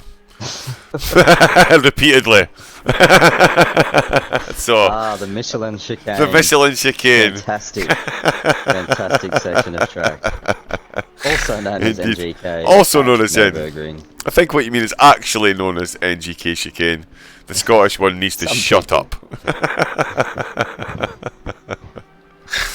Indeed. Yeah, sorry Rob. Just correcting. You're just seeing in the chat there, the guy from 15th actually was from 11th, so still quite the feat. Don't make no mistake, he wasn't. Well, actually, it's not quite the feet. He's using the joypad. The rest of the guys are using their feet on pedals. That'll be the tumbleweed. Can we have a small moment of silence for that terrible dad joke? Gallagher definitely closing that gap, John. As I'll break that tumbleweed. Excellent. Good lad. Closing each and every lap that's passed. Mighty Iggy not losing touch with that guitar dude at all. 3.5 seconds back. Ben Gallagher very much on the charge. A little bit of lap traffic in front of him to contend with, but always nice to see them hopping out of the way. Yeah, as you see, there is a bit of a... What have we got here? We've got Sharka Zulu. It says he is trailing to Adam in the McLaren. There's 2 cars in there as well. It looks like Tropic Rot for my money, and another Mercedes tucked in there as well. So a lot of blue flags going on over the course of the track. See what I did there? See what I did? There's 17 minutes left of our monthly event. We did lose one driver to a disconnection. Ooh, and we nearly lost Adam. Oh, you're joking. Oh, wow. How's that for cost of the commentator? We literally just had a disconnect. We're down to 18. Who did we lose? Just feverishly looking for who that driver may be. Yeah, did anyone in the chat spot who it was we just lost? Let me just have a run through, see if anyone twigs. We've got Kamarzeki then in the lone Lamborghini today. He is in 18th place with Tony K in 17th at the moment. Cameraman once again as drunk as a skunk on a Saturday night, needs to get his together. We've got MSX in the Ferrari in 16th. Sharka Zulu then involved in quite a lot of battles early doors along with Tropic Rot, who we see, sorry, we just jumped on board with Adam Foster in. We did almost lose Adam to a gravel pit and a wall, but he is now going to lose a couple of places duly for the tyre dirt he's picked up. It's going to take a lot of time to get going again, and these guys sailing through in the form of Tropic Rot and Sharka Zulu, finding themselves now in 14th and 15th. Ray Steve has come into the pits, Kane.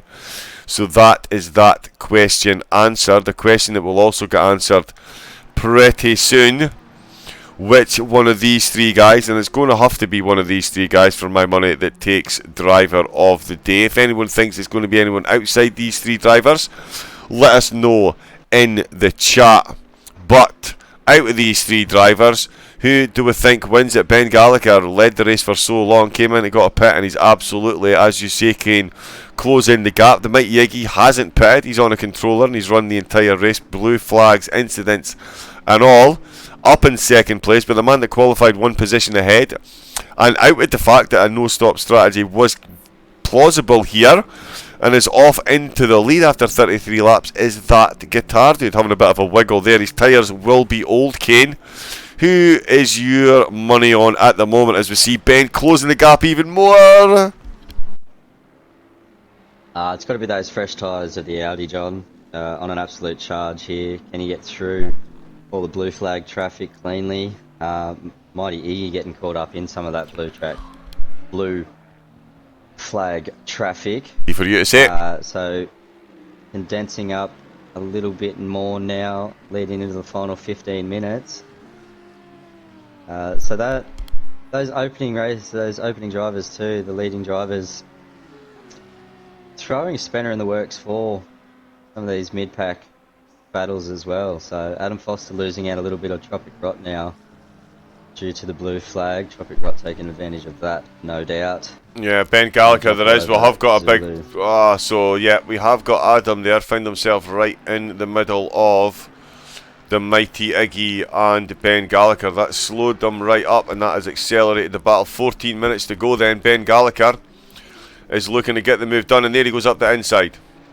Gets the job done. I'm going to say the Mighty Iggy didn't fancy the battle there. He does realise that Ben Gallagher is on way fresher tyres. Putting up a battle there would have seemed silly, and Ben getting it done. Mr. Deathzone is declaring Ben to be driver of the day. He's thrown his one in there. Sir Psycho saying number 25 is about to win it. That is, of course, Ben, who's now up in second place with 5 seconds to find on that Guitar Dude and 13.5 minutes to do it. My money is Ben. Baggy saying my money is on Ben for the win, driver of the day to that Guitar Dude. So there we go. Who do we think is going to win the race, and who do we think is going to get driver of the day? Who is your driver of the day? Let us know in the chat. Kane, come on, I'm going to have to pin you down, mate. With 13 minutes to go, I've asked you 3 times, you've skirted around. Give us a prediction. Who do you think is going to win the race? Who do you think at this stage should get driver of the day? Race win for Ben. On current form, 13 minutes to go. He'll be closing down on that Guitar Dude any moment now. Result stays as is right now. The Mighty Iggy for mine, the driver of the day. To get anywhere around these tracks on a pad is one thing. to get 75 minutes around these tracks on a pad is something I can't comprehend. So, driver of the day, Mighty Iggy for the pad work. Ben Gallagher for the win. There you have it. There we go then. So red fly again. He was on the chart. Like we say, he pitted early. I'm not sure what happened. Whether his pit stop caught him out. He was running in a podium position. Finds himself down in 8th, putting moves on Wilson Big Mike. SOP Motorsport, Simon is saying Wilson. He reckons Wilson Big Mike is good for Driver of the Day nomination. 20th up to 9th. He finds himself. Mr. Death Zone is agreeing with Kane. He reckons that the Mighty Iggy is worthy of Driver of the Day. Crawley reckons Ben Gallagher. Sir Psycho says boo. Baggy says, to be honest, either Ben or that guitar dude winning Driver of the Day would be well deserved. So there we go. Another one with splinters in his rear end from sitting on the fence. We do love it though, guys. Give us your opinions. Let us know. TK Saturn. Oh! Gets himself all kinds of off the track then. Ooh, you want to be gentle with that Ferrari. You will light up those back tyres, as I know only too well. Michelle B holding off those advances then. He's in 4th, of course, started at the back, went for a no-stop strategy, didn't quite get the tyre work that he would have hoped for, certainly not to the extent that the Mighty Iggy on his mighty zero-stop strategy has managed to ascertain tonight, with Ben Gallagher looking to close the gap, getting past another back marker there. That, of course, is Sharka Zulu in the Mercedes. He is closing the gap down at an exponential rate of knots. It says the Mighty Iggy's back in 2nd place. Here, John, that guitar dude's found himself off track. The AMG's down behind. Oh, wow. Now. Yeah, yes. So Ben Gallagher's back in the lead. Ben Gallagher in 1st, Mighty Iggy in 2nd place. So, has that changed things up for anybody's driver of the day? Wow, so there we go then. Now in front of that guitar dude. As Mr. SOP himself has said, Wilson Big Mike found that Ferrari damaged early on, make quite the charge back through the field. It's not the only Ferrari looking a little bit worse for wear either. You'd be not loving to see, John. Absolutely horrendous treatment for the Ferraris tonight. There, of course, will be a petition after this for all Discord drivers. You know what I mean? Free Ferrari. Let's leave the Ferraris alone. Don't be picking on my beloved 488. It's just jealousy. That's all it is. Your Datsun Sunnies and your Volkswagen Beetles are not a match for the mighty Ferrari. So that's the only way they can do it, isn't it? Tell me I'm right, chat. There we go. But yes, that guitar dude. Lots of work to do, John. 10 minutes left. He's 6 seconds behind. Can he make up that gap to the Mighty Iggy now?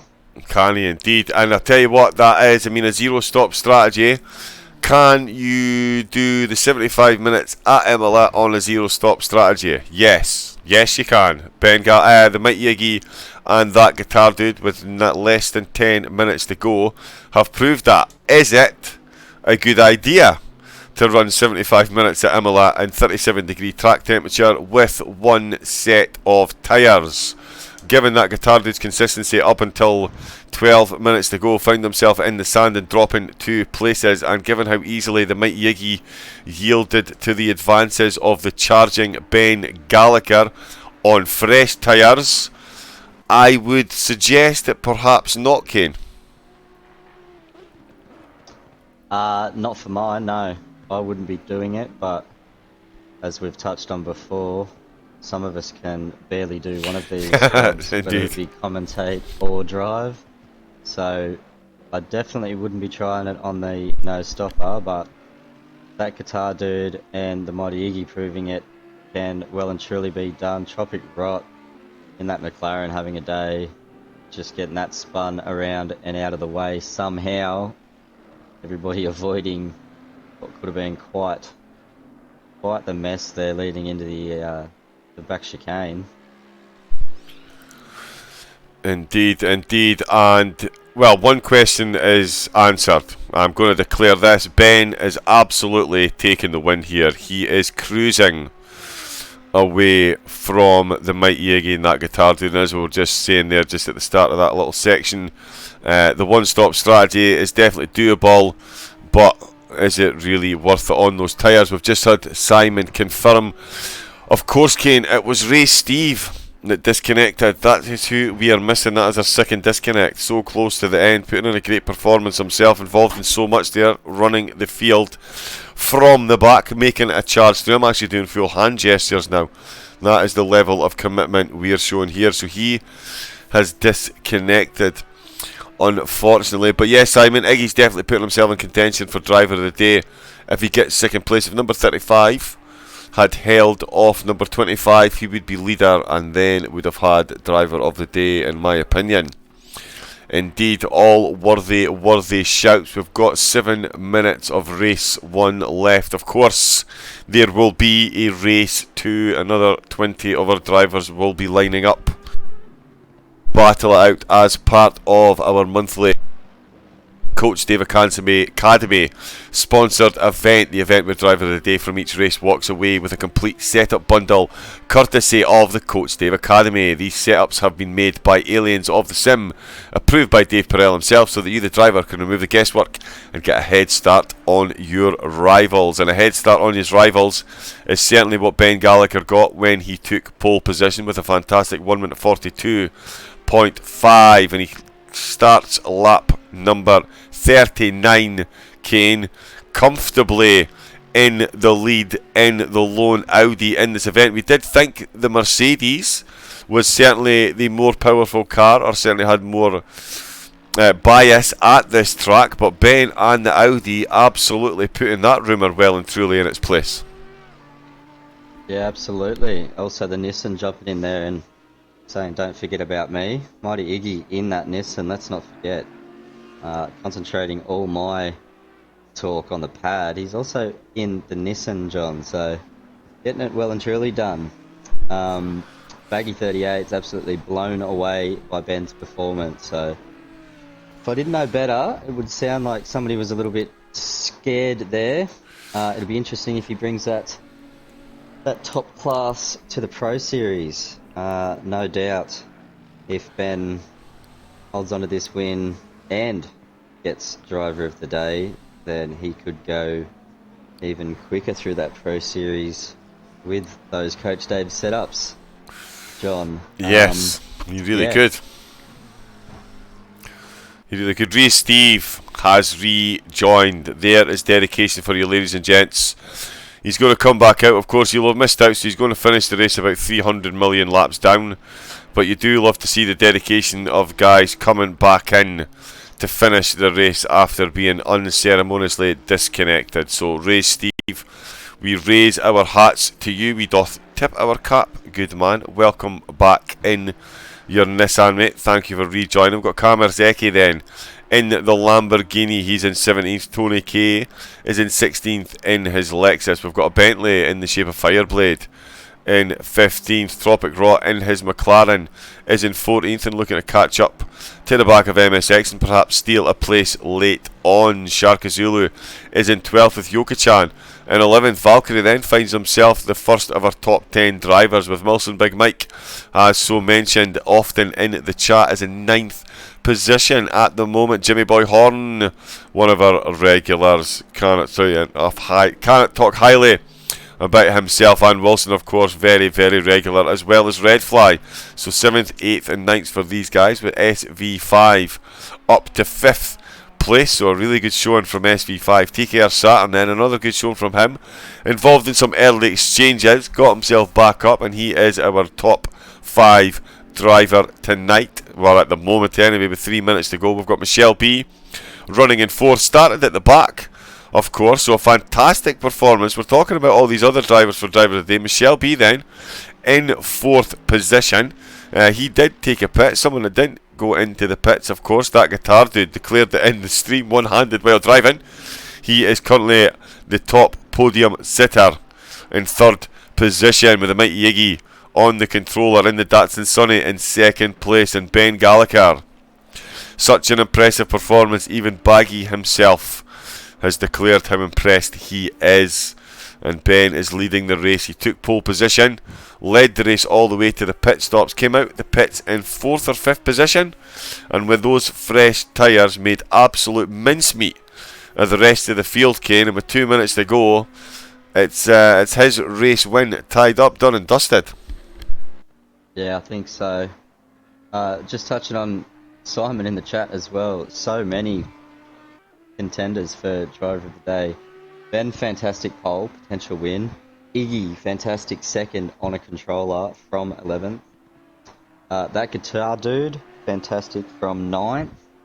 And not to forget, Michelle B from all the way in 18th position. Let's get that correct this time. 18th position up into 4th place. So yeah, a 14th place jump. Yeah, not to forget Big Mike, Wilson Big Mike, having that spin 20th, currently in 9th position as well. So it'll be a tough one to pick this week, this month for sure, John. That guitar dude is closing all over the back of Mighty Iggy just quietly. He's going to be in for one hell of a final lap and a half. I think we'll see them play. Yeah, I think we might. That guitar dude looking to defend the honour of the steering wheel here in the SOP Monthly Coach Dave Academy sponsored event. Remember, if you want to get involved, the most important thing you can do, first stop, SOP Motorsport on Discord. Come and say hi to myself, Kane, Bailey, Simon. You've got Baggy and the gang in there. Sir Psycho's in there. Come and say hi to everybody. Get involved on track. We've got the GT4 series tomorrow morning. Of course, we'll be commentating on that. I'll give you some more details on that later on. Bailey and I will both be racing as well. Ben Gallagher, completely in a league of his own, and it is pretty difficult. I'm going to be honest, for me personally, it is pretty difficult to look past Ben for driver of the day. I did say before the stream he was due a big performance tonight. I know that the Mighty Iggy and that guitar did both on zero stop strategies. The Mighty Iggy on a controller as well, making it all the more impressive. These guys have made up 8 and 9 positions each to find themselves battling it out on the last lap for the last podium position. And there you go, as soon as I say Ben Gallagher for driver of the day, the Mighty Iggy and that guitar dude simultaneous declare hold my beer. Let us give you some last lap action to keep us firmly in your thoughts for driver of the day. Like any good comedian, tell him your second best joke first and your best joke last, and these guys certainly keeping the best for last. Sharkazula then, a back marker under blue flags, catching some dirt, and oh yeah, that guitar dude having to catch an extra bit of curb there. Will he close the distance? Ben, I realise this isn't the last lap showing you would have loved, but these two guys here looking to battle out for our final podium position. The Mighty Iggy then on a controller, that guitar dude on a steering wheel as they come into the last chicane. They will come into sector 3, nose to tail, tail to nose, bumper to bumper, spoiler to bonnet, whichever car part you like. That is practically gearbox to exhaust pipe there as the two of them. Ben Gallagher then is declared the winner. Sorry Ben, congratulations. Fantastic drive from Ben Gallagher to take 43 laps as Kane did declare. A lot of light flashing from that guitar dude coming round the last bend. I think he has accepted the fact that the Mighty Iggy has taken second place. That guitar dude then does take third. Fantastic drive. Let's have a quick look. Here, ladies and gentlemen, is the winner of race 1. It is, of course, Ben Gallagher, as we said, took pole position with a 1 minute 42.5. Took the bull by the horns, took his one pit stop, got himself a fresh set of boots, carved his way back through the field, and quite comfortably in the end took first place. The Mighty Iggy then took second, with that guitar dude very close behind in third. Michelle B, fantastic drive from him in fourth, with TKR Saturn in fifth. SV5 in sixth position. Red Fly is going to bring it home in seventh place, with Jimmy Boy Horn in eighth. Nice flash of the lights because he knows he's on camera. Good lad. Wilson Big Mike coming round the last bend to take ninth place, with Valkyrie then taking 10th in his Bentley. Yoga-chan, great showing for him in 11th with Sharka Zulu in 12th. MSX in 13th. Tony K 14th. Tropic Rot in 15th. Fireblade in 16th. Ray Steve so unceremoniously disconnected, claws his way back to 17th position, and Kamar Zeki in the Lamborghini finds himself in 18th place. Kane, the superlatives John. escape me. Wow. Wow. My reaction here too. 75 minutes of what feels like 15 minutes. The action supplied on track by these guys. Ben Gallagher, absolute masterclass, start to finish. Coming in for those pits, clawing his way back. Huge race. Mighty Iggy still so impressive. That guitar dude joining in the chat hit my ignition catching a slide, so can confirm that is what happened, what went wrong there. Gave that position back to Ben and the Mighty Iggy, and unfortunately, not through lack of trying, wasn't able to get back past the Mighty Iggy. We showed of that battle, which was quite the treat. Huge racing, but yeah, wow.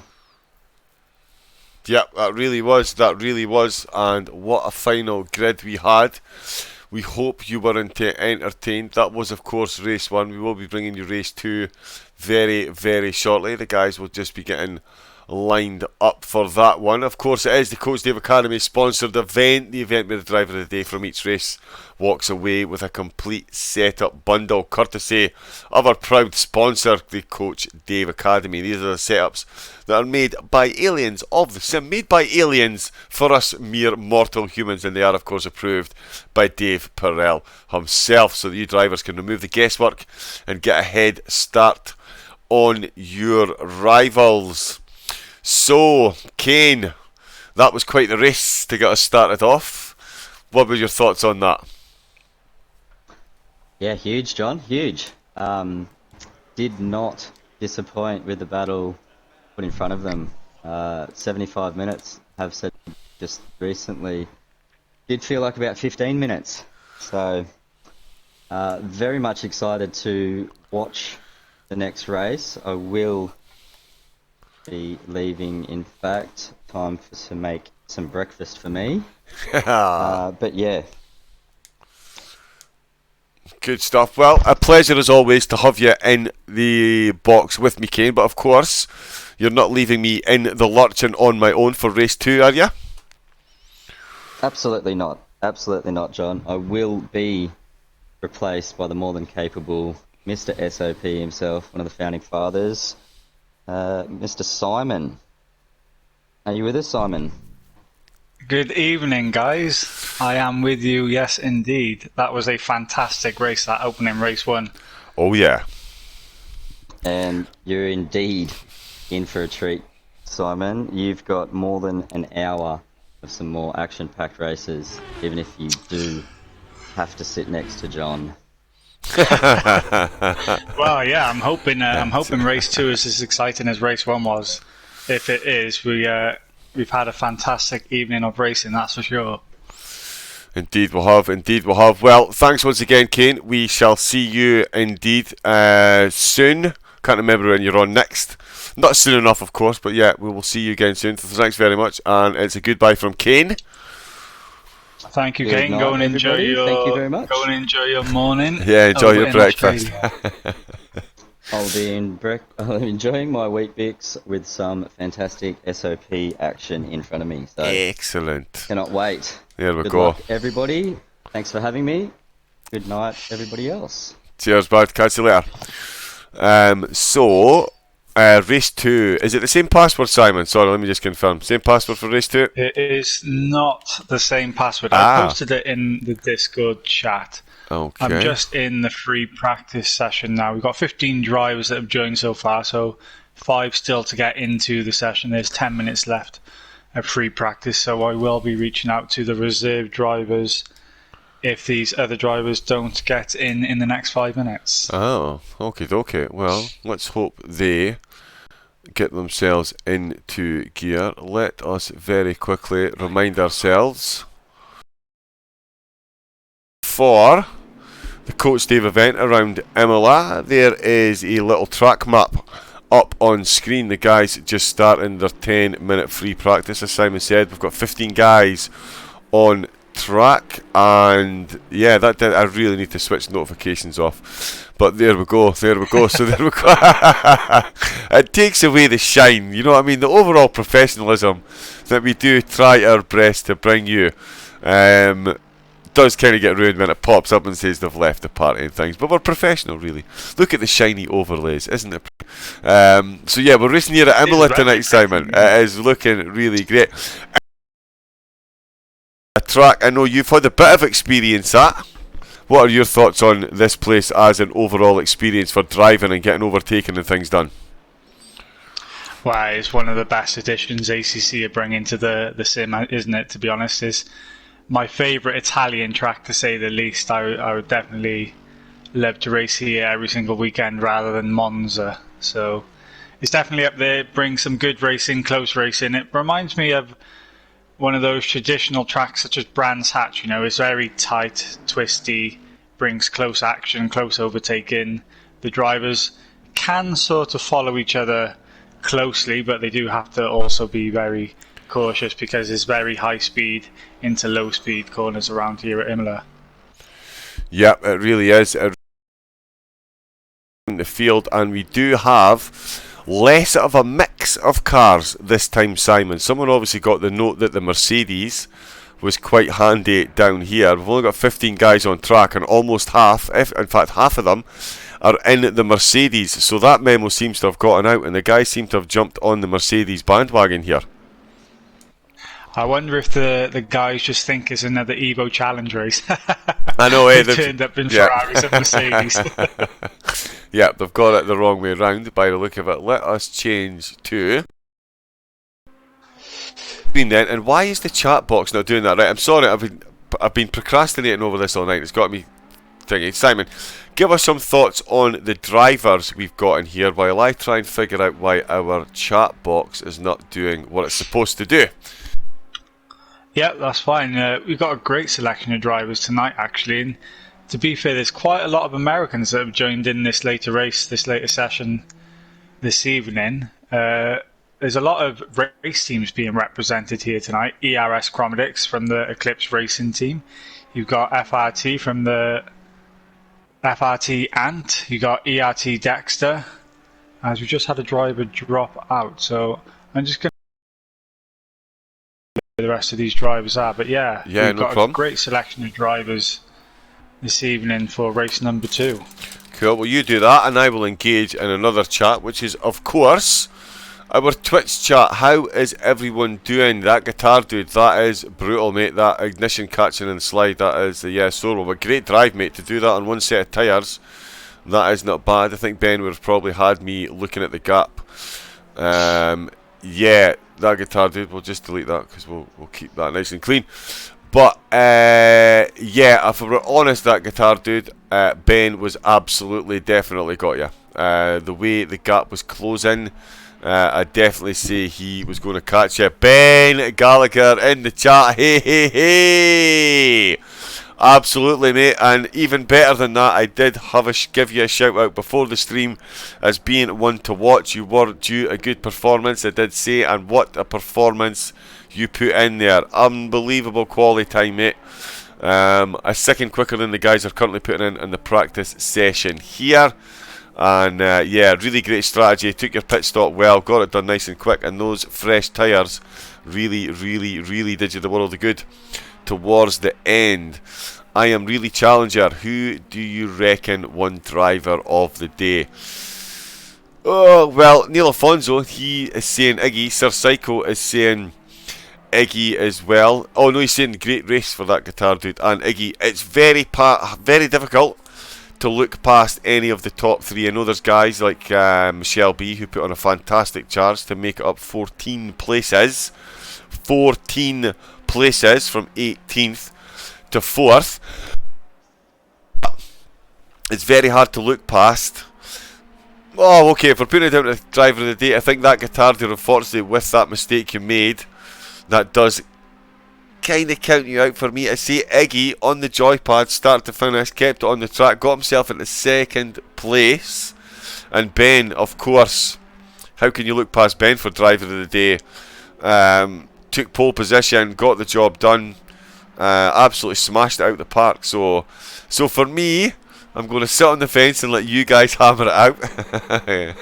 Mr. Switzerland, thank you very much, you're welcome. So guys in the chat, who do you think, come on, who do you think were driver of the day? Let's face it, your opinion is far more important than mine.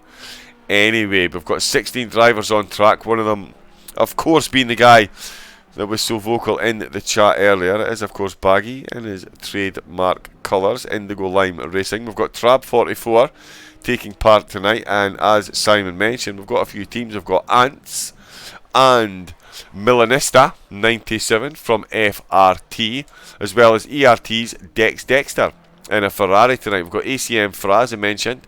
He's one of the Mercedes drivers tonight, with Murcielago in a Bentley. Chromedix then, another one of our regulars in the stream and in the racing in the Mercedes tonight. Love some Chromedix action with Mr. Death Zone, ever present in the SOP community. Oh, pops himself up into 5th in the practice time, so he'll be looking to make a move tonight. Mike J444 is in a McLaren. Mike the Killer is in tonight. Simabar, who of course just gave us a fall tonight, so welcome to the race, mate. Hope you enjoy. Mr. Death Zone getting double mentions there, cheeky. PSRT Jar Jar is currently 4th man in the practice session with Clavulin. Yep, Clavulin. I got that right first time. I'm quite impressed with that. He's in a Bentley tonight.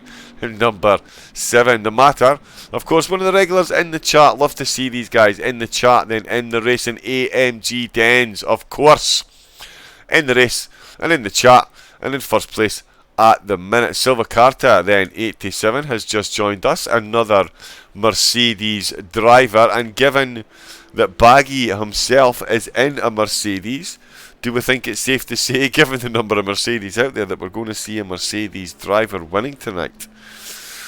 Let us know in the chat. There is Kadras Gaming. He is back in the chat to join in the action. We are going to jump to this because we're is 75 minutes of Imola, sponsored by the Coach Dave Academy. One of the drivers of the day, or the driver of the day tonight, will in fact indeed win a full setup bundle from the Dave Perel collection. So all to play for tonight. Beautiful looking AMG that Mike the Killer is driving. Where is Mike? That really is. That is indeed a beautiful example of the AMG. So we've got a few drivers that are out on track, looking to get themselves some tyre data with a 37-degree track temperature. 2 minutes left of free practice. We have 19 drivers now. Another 2 have successfully joined. Simon doing wonderfully, ringing the bell, rounding these guys up with 2 minutes of practice left to go. We are, of course, at Bologna in Italy. 19 corners. A very, very, very downforce dependent course. Definitely suits the Mercedes over the Ferrari, and we're seeing a lot of Mercedes out on track at the moment, with AMG Dens leading the practice pack with a 43.9, and DRS Chromedix then putting in a 43 as well, just under the 43 barrier in the Mercedes. So 2 Mercedes already making their presence known in the session, with Trab in a Porsche. So we do have Herbie joining us tonight as well. So we've got a lone Porsche and a lone McLaren in this race, but no lone Lamborghini. Simon, great first race. This is going to be an absolute cracker and another nightmare decision potentially to pick out driver of the day. Yes, indeed, John. Sorry, I was just rounding up the troops like you Yep. mentioned earlier. Good. We've got some fantastically fast drivers here this evening, so it's going to be very nip and tuck and interesting to see how these strategies play out, because as we just saw, Ben Gallagher made the one-stop work, and he just absolutely obliterated the field in the latter half of that race once he got past the guys. So you can clearly see that the no-stop strategy is actually the slowest strategy by my own eyesight, I would say. Well, yeah, I'd definitely say the tyre drop off. I would say perhaps if you were alien level, such as, I don't know, Baggy, you could maybe save those tyres and make them last. But I know from my own personal experience, there ain't no way I'm doing. I did do, of course, the SOP Laguna Seca, hour and a half, and I did manage that, lunacy, on one set of tyres, and I can tell you that the last 3 laps of that were possibly the scariest things I've ever done in sim racing. That is absolutely not a course to be sneezed at when you've got bald tyres. Of course, this course isn't quite as rough on the tyres, Simon, but that advantage that Ben had at the end of the first race on the fresh tyres was brutally clear for all to see. Well, I hope that guitar dude is still in the chat and he can let us know, was he fuel saving in the latter half of that race? Because I'm understood that the Mercedes-Benz can't go the full race distance on map 1. Those 75 minutes can't be done on a full tank in the Merc, so let us know if you are in chat, if you did. He is in the chat. Yeah, I can confirm. Yes, he is. He says he accidentally hit his ignition when he was catching a slide, so killed his engine, and that's how he ended up off into the dirt. So yes, so yeah, just an unfortunate error there. But he's saying second and third were no stops. I just bottled it from the lead.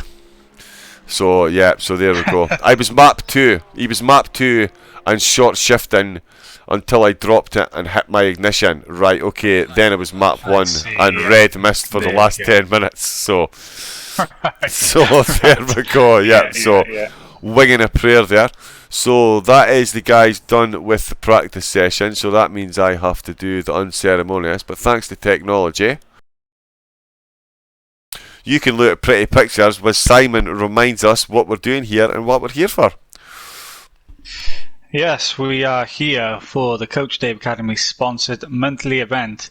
This month we've headed to Imola for 75 minutes of action, and the driver of the day from both race 1 and race 2 walk away with a full Coach Dave Academy setup bundle, completely free of charge. They're usually around $30, depending if Coach Dave has an offer on or not. But yeah, the driver of the day from both races walk away with these fantastic race setups, and they do put those drivers at the head of the field. It takes the guesswork out of trying to put a setup on for each track. You get your wet setups, you get your dry setups, you get a qualifying setup. They really do help you out on the race. So yeah, get into the next month one, ladies. Be the driver walking away with the setup bundles and the driver of the day award. So yeah, definitely worth getting involved. Of course, the only way to, the first step to getting involved is, of course, SOP Motorsport on Discord. You can follow us on Twitter, Twitch, Facebook and YouTube. So feel free to give us a follow on all of those platforms. Keep up to date with what's going on. Let you know our next events, what you could get involved in, what you could be watching, and what fantastic commentators you could be listening to as well. if we ever find any, Simon. Yeah. We need to search for that. So if you do know any decent commentators out there, give us a shout. Let us know what's going on. A decent cameraman within ACC would also be very handy as well. If anyone could find one of those for the guys that design the game, that would be great. Let me just quick back to this screen. The guys are in qualifying and we are back on board. Let me mute the voice chat so the guys in the game don't have to listen to me. It's bad enough you guys at home have to while watching this fantastic action. As you know, I am joined tonight in the commentary box for race 2 by Simon. I will be joined tomorrow morning by Bailey, the man that makes all the pretty pictures and makes everything look beautiful.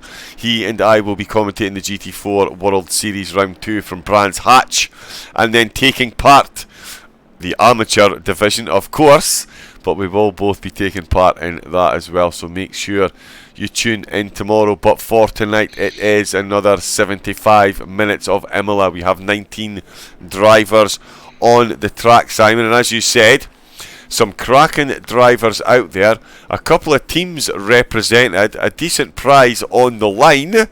It really is shaping up for a fantastic Saturday night. Yeah, we should see the 20th and final driver join the grid very, very soon also. So I've been told he's just buckling himself in to get into the qualifying action. So excellent. We'll have a full grid. Excellent. In that case, we'll switch to, there we go, the big, clever, fancy screen where you guys can see in all its glory the driving. So Kane, Kane's back in the chat. I lose my early morning gig if you actually find real commentators. So there we go. Kane is not happy about the shout out and appeal that we're doing at the moment. Kane, listen, honestly, you suffice for just now, bud. It's fine. No, I'm only kidding. The world's we're finest. A diverse community, John. Indeed. We're a diverse community. Where else would you see a Scotsman, a Welshman and an Australian man at this time of day, hey? I know, and we've got South Africans and another Welshman waiting in the wings. Indeed, we are internationally the finest console commentating team. Of that I can assure you, ladies and gentlemen. So feel free to jump in the chat, put me firmly back in my place. I do have to get my head through the door, so the ego will need slightly re-deflated. Baggy then, already only 2/10 of the race 1 qualifying time with Milanista 97, another one with 97, so they're all 23 years old. Of course, the age of my daughter, that's how I know that so readily. Mike the Killer, there we go, Kane. Just for Kane from race 1, let's give Mike the Killer some camera time as I give you a quick rundown. Everyone else, we've got ABMJ84, our 20th driver to join, so we do have a full grid. We've got Etienne Moreno, we've got RRGL Speed, we've got FRT Ant is involved, and so is Milanista. He's up at the top. We've got ERT Dexter, ACM Fra, Chromedix is involved tonight. So Simmerbird, Mr. Deathzone, PSRT Jar Jar is racing with us as well, as long as Clavulin, Murcielago, Silva Carter, Mike J, Trap 44, The Matter, AMG Dens, Mike the Killer, as we mentioned, he's coming back out, so Kane can ogle his beloved Mercedes AMG. AMG Dens is joining in, and Baggy is, we say joining in, taking part. Baggy's here, he's going to win. Who do we think's going to get driver of the day after Baggy has wiped the floor with everyone, Simon? I tell you what, John, one who I'm very impressed with his turn of speed is AMG Dens, actually. You ain't kidding. Not to take away from his driving ability, but in previous Coach Dave sponsored events, he's usually mid-pack. I usually see him around 8th, 9th, 10th place, so to see him at the front of the grid is something really fantastic. I know he has had some sessions from Baggy's Indigo Lime coaching. Top of the grid, top of the table. Ladies and gentlemen, will we see an upset? FRT and wow. Yeah, and he set a time that's quicker than the race 1 quali time. So already these guys top 7, John. Yeah, the top 8 are Mercedes. There we go. Top 8 drivers are all Mercedes right now. Wow. So I promise you, this isn't a one-make race. Well, you say that, Simon, but it looks like it might turn into it, whether we like it or not. I mean, yeah, you can rail against it all you want, but these guys in the Mercedes, and Silva Carter as well, he is no slouch either, and neither is Etienne Moreno. So these two guys could still look to plant Mercedes into the top 10. Could we see a top 10 lockout for Mercedes at Imola? Tell you, they'll certainly be hoping for that in the Evo Challenge when that runs Monday and Wednesday night.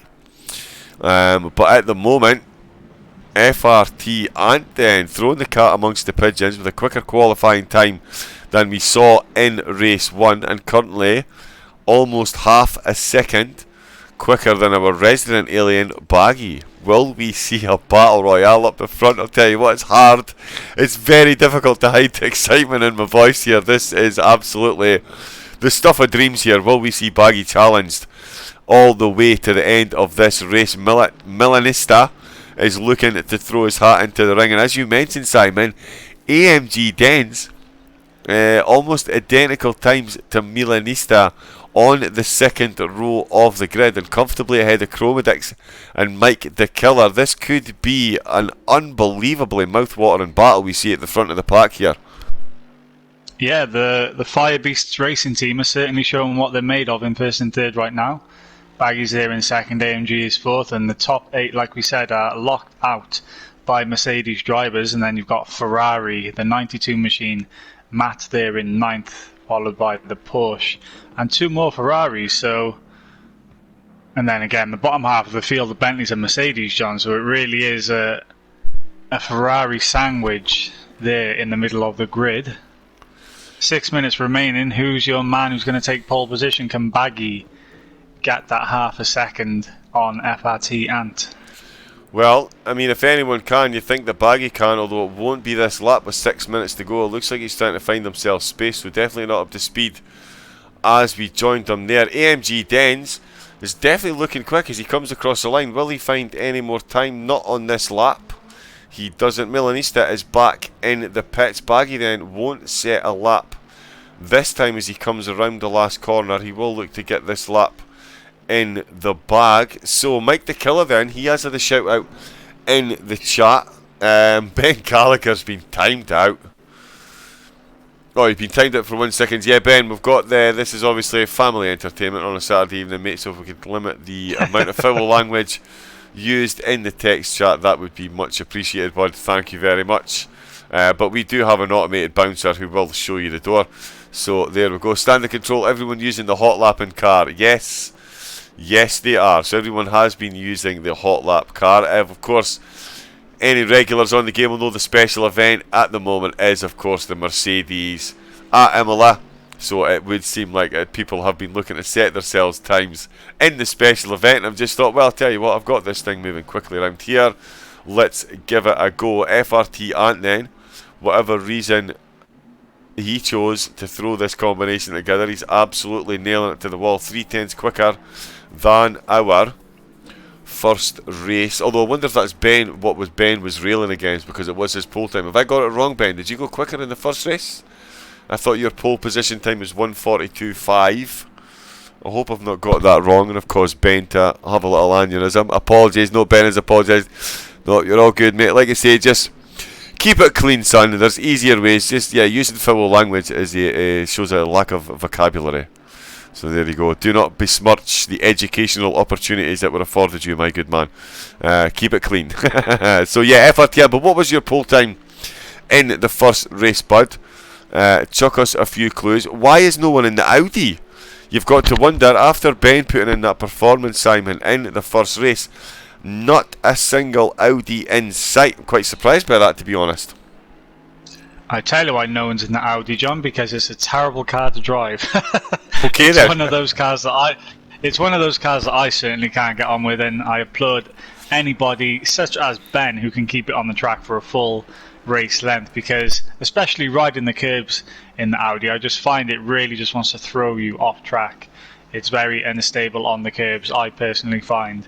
Unlike the Mercedes, which can ride, especially these curbs around Imola, fantastically well.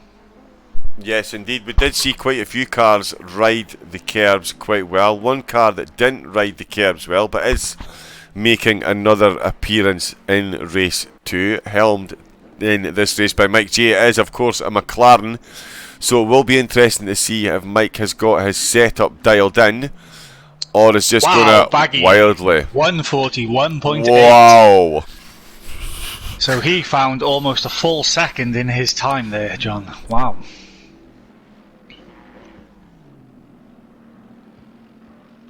That is a fantastic pole time right now.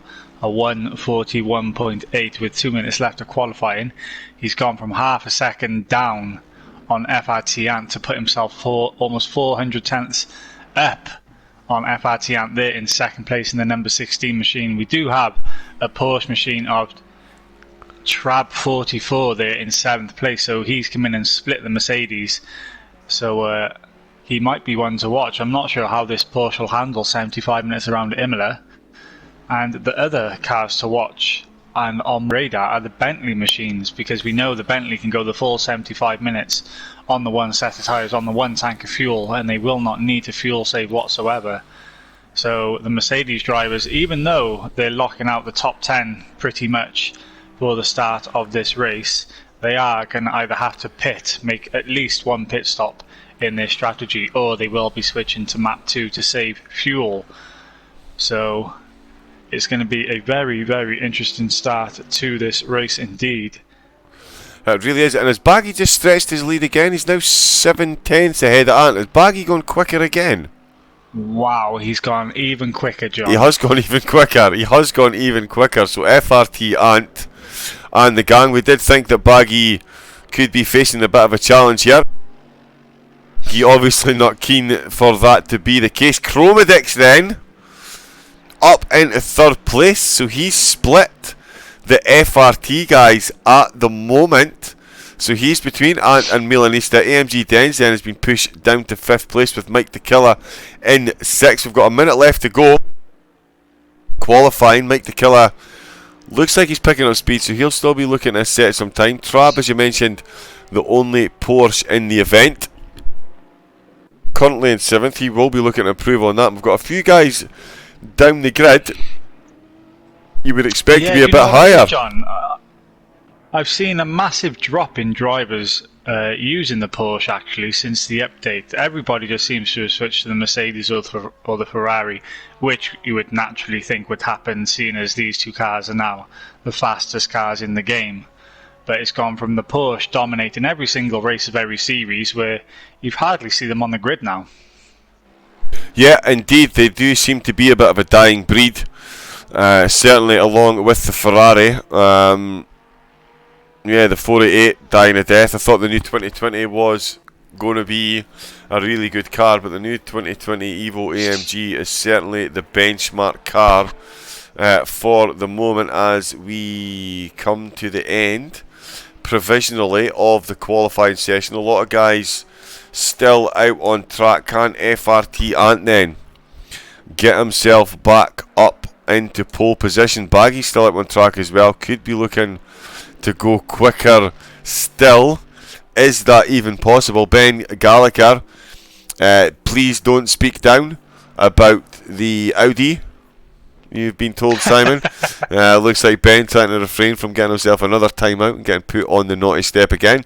Ben, he is making you look a bit bad, to be honest, mate. 42.4 was an awesome quality time, and he's gone 9/10 quicker than that. He is back in the pits then. FRT Ant still out on track. Chromedix then is back in the pit, so his time is decided. Can Milanista join FRT Ant? Can he gazump his teammate, get on the front row? Can FRT Ant get ahead of Baggy? He's coming quickly round the last bend towards the start finish line. Has he found any time? Has he found enough?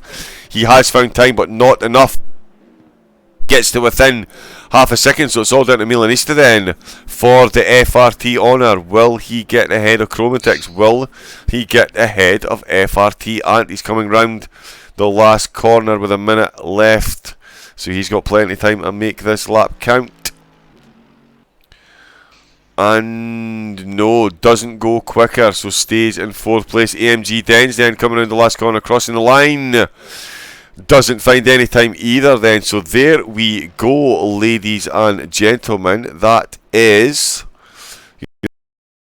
for this race 2 here at the SOP Coach Dave sponsored monthly event. Murcielago in 19th, Simabur in 18th, Moreno is in 17th with ABMJ in 16th.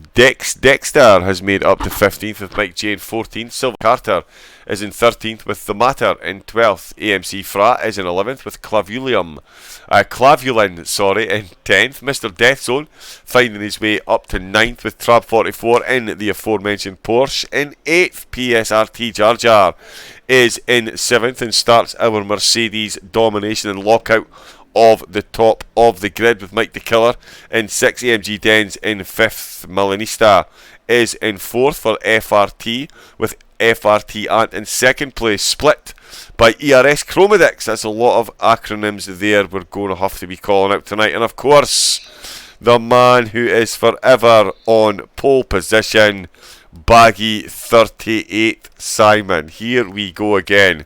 Baggy for the win. Well, you can never predict what's going to happen at the start of the race. You can never count out that he has a bad start like at Nürburgring. Yeah, he forgot. Well, I say he forgot. You know, he started in second gear and you saw he got absolutely swamped and dropped down to 5th place. If that type of start happens here, I'm not sure he's going to be able to recoup those positions, because the Fire Racing team are certainly on fire around here, and FRT Ant is going to try his best to get the jump on him off the line. Yeah, they really are. They really are. Let's just do some quick tidying up. Of course, gave us a follow. I am really Challenger. Thank you for the follow. Malborom. Wow, I really need to practice some of these. Malboromorbide. The more I say it, the less sense it makes. Yeah, Marlborough Moorbide. Thank you very much for the follow. There we go. Double O Raven resubscribed. And PSN Sharkazulu, thank you for the follow too. Great racing in the first race, mate. Unlucky with the position you finished up in. I'm going to back out of here now because the game, there we go. Just to make sure I've got time to do that, let me change to that one there. So Simon patiently waits for the guys to start their rolling lap, and I flap and talk incessantly to hide the fact I'm trying to log back into the game. We're looking at Imola, Simon. We're looking at 75 minutes of racing action around a great track. This really is going to be a bit of a poster event for us here. Yeah, it is. We've got 2 minutes until the formation lap begins, and the top 7 are locked up by these Mercedes drivers, so it's really going to be a bit of a chess match on these strategies during the race. You've got the Porsche there lining up in 8th with the Ferrari of Mr. Death Zone in 9th. The Clavelin in 10th place, so he's going to be one to watch as this race develops, because we know the Bentley's going to go right from the start to the very end of this race without needing to do a pit stop. Indeed, that is certainly going to throw the cat amongst the pigeons as far as the rest of the guys' strategies is concerned. I'm just going to type that there, log back in there, and we'll have this ready to go. Why is it only showing 8 drivers? Yeah, so we're on our 60-second countdown now, John, for the session start. As I will just run through the runners and riders once again then. So lining up in 20th place, we got the 666 machine. Our gel speed in the Bentley, we got Murcielago in the 107 in the Bentley machine. Simmelba is in 18th place, followed by Etienne Moreno.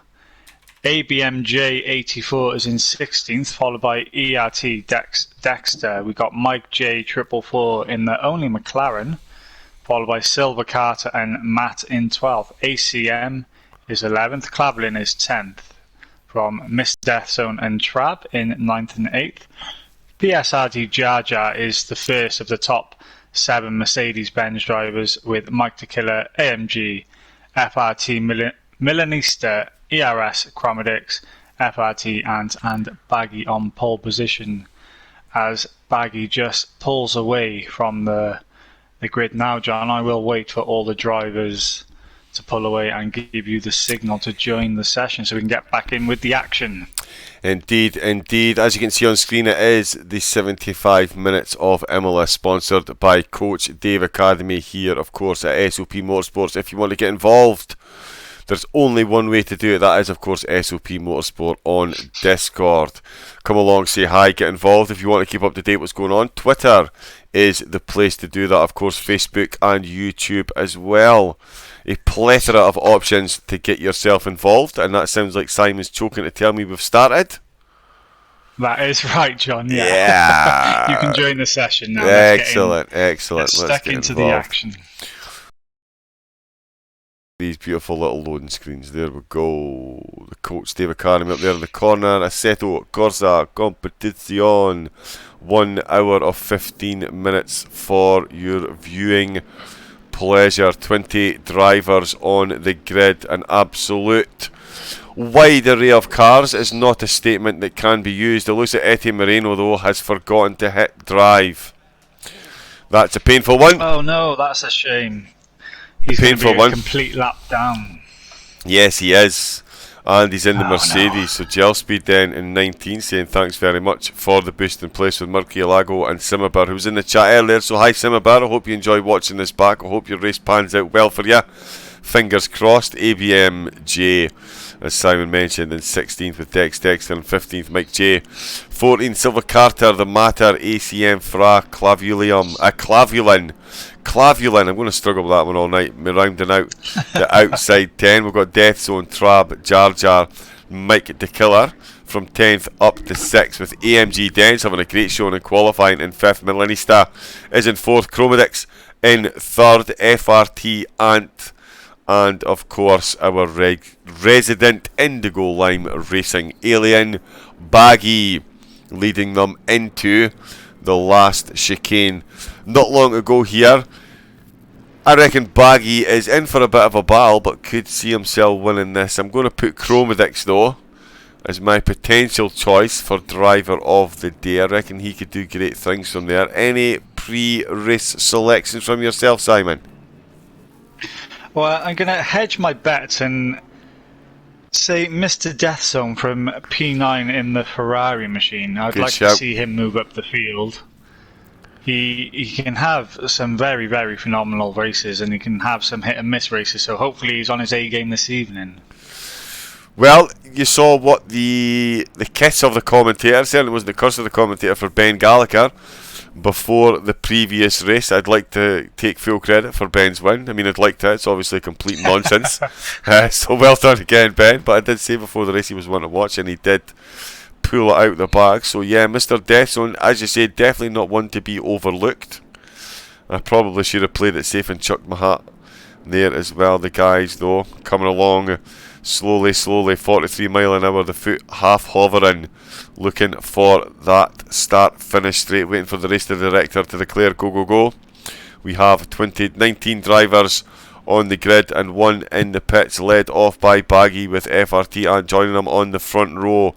Will we see Chromedix and Milanista then as they get the foot down flat out towards the first chicane, and Ant's got himself an absolutely flying start, and Baggy looks like he may have made himself another mistake. 2 races on the strong. Ant is definitely in the lead, and Milanista has got the move done on Chromedix, so both FRT guys getting the job done early doors. AMG Denzen will be looking to compound Chromedix's misery, although there is a fair gap back to those guys, so there we go. They've got a big guys. It's showing AMD Dens in front. The timing board is having an absolute... The Dens then involved in a bit of a spin. He's gone 360, so that is pretty much going to be the end of his opening stint of his race. FRT Ants is definitely in the lead.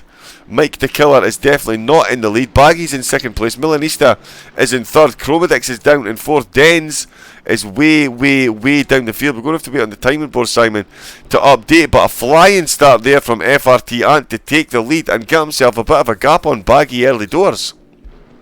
Yeah, absolutely fantastic start from the Fire Beast Racing team there. I was just riding on board with Mike Tequila. He's dropped down to 19th place. He's got front end damage on that Mercedes and rear end damage, so I'm not sure who he got tangled up with in those early corners of the opening lap.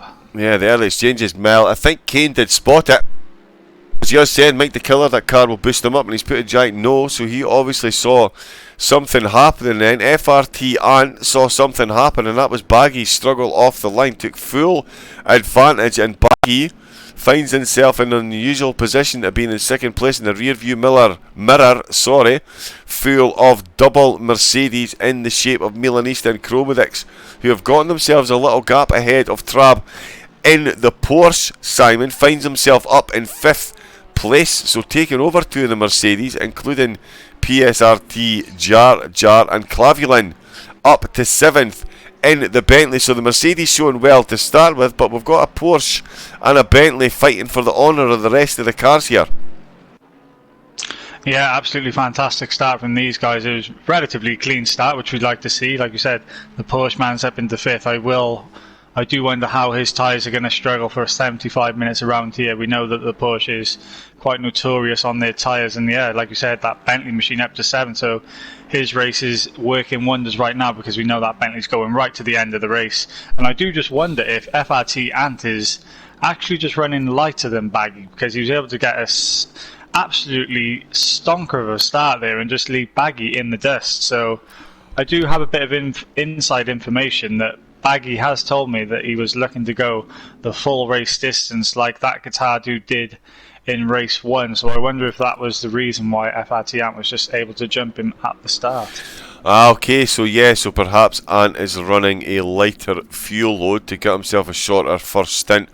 I mean, if that is the case, it's certainly working full wonders, and Milanista here is giving Baggy all kinds of headaches.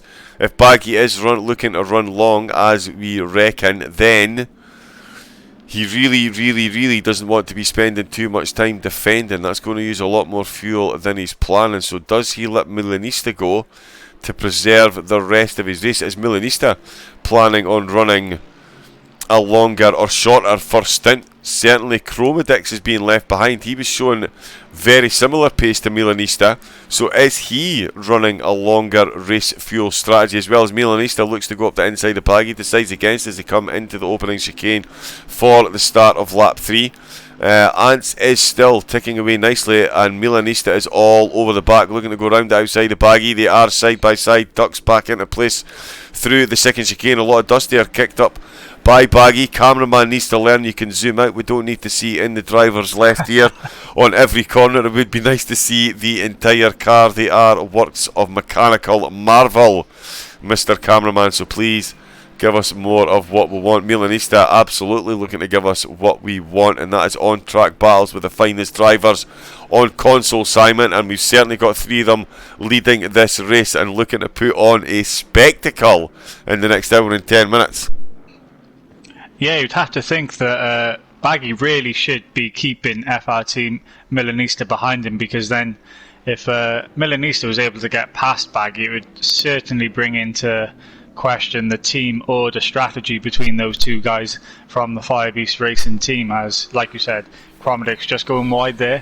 He's just dropping back from the top 3, but already those 4 Mercedes drivers almost 6 seconds ahead of the rest of the field.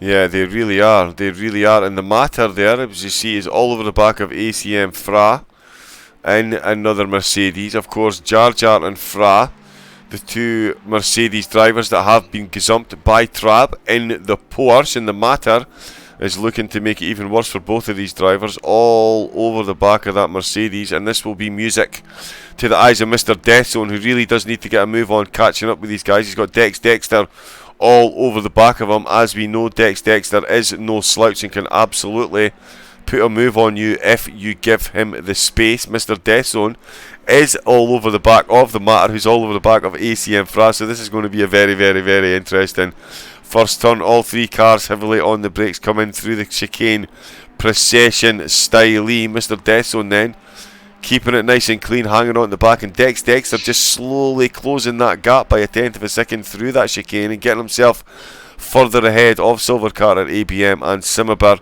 who are back down in 11th, 12th and 13th. AMG Dens then started in 5th, Simon, back down into 14th after that incident. So really is costly getting involved in first lap incidents. We see him put an overtake, up the inside of Simabur. So there we go then. Very nice move indeed. Held these brakes fantastically. Both drivers giving one another the requisite amount of respect and space. And AMG Dens getting the job done there, Simon, and looking to catch on at the back of ABM and Silver Carter. Yeah, I was just about to mention Silver Carter in P11 there then. It was as he goes wide, actually. I think he's the commentator. ABMJ through straight away up the inside. There he goes. Yeah. I was just about to say there was a good Dens is going to get it done as well. 11th to 15th. Oh, it's got the Ferrari man now going off round the chicane. Wow, he's off the... So there we go, is swapping and changing for 11th place as Silver Carter's found his way back through that Ferrari machine. It's like you said, AMG Dens is now looking to capitalise on both of these guys.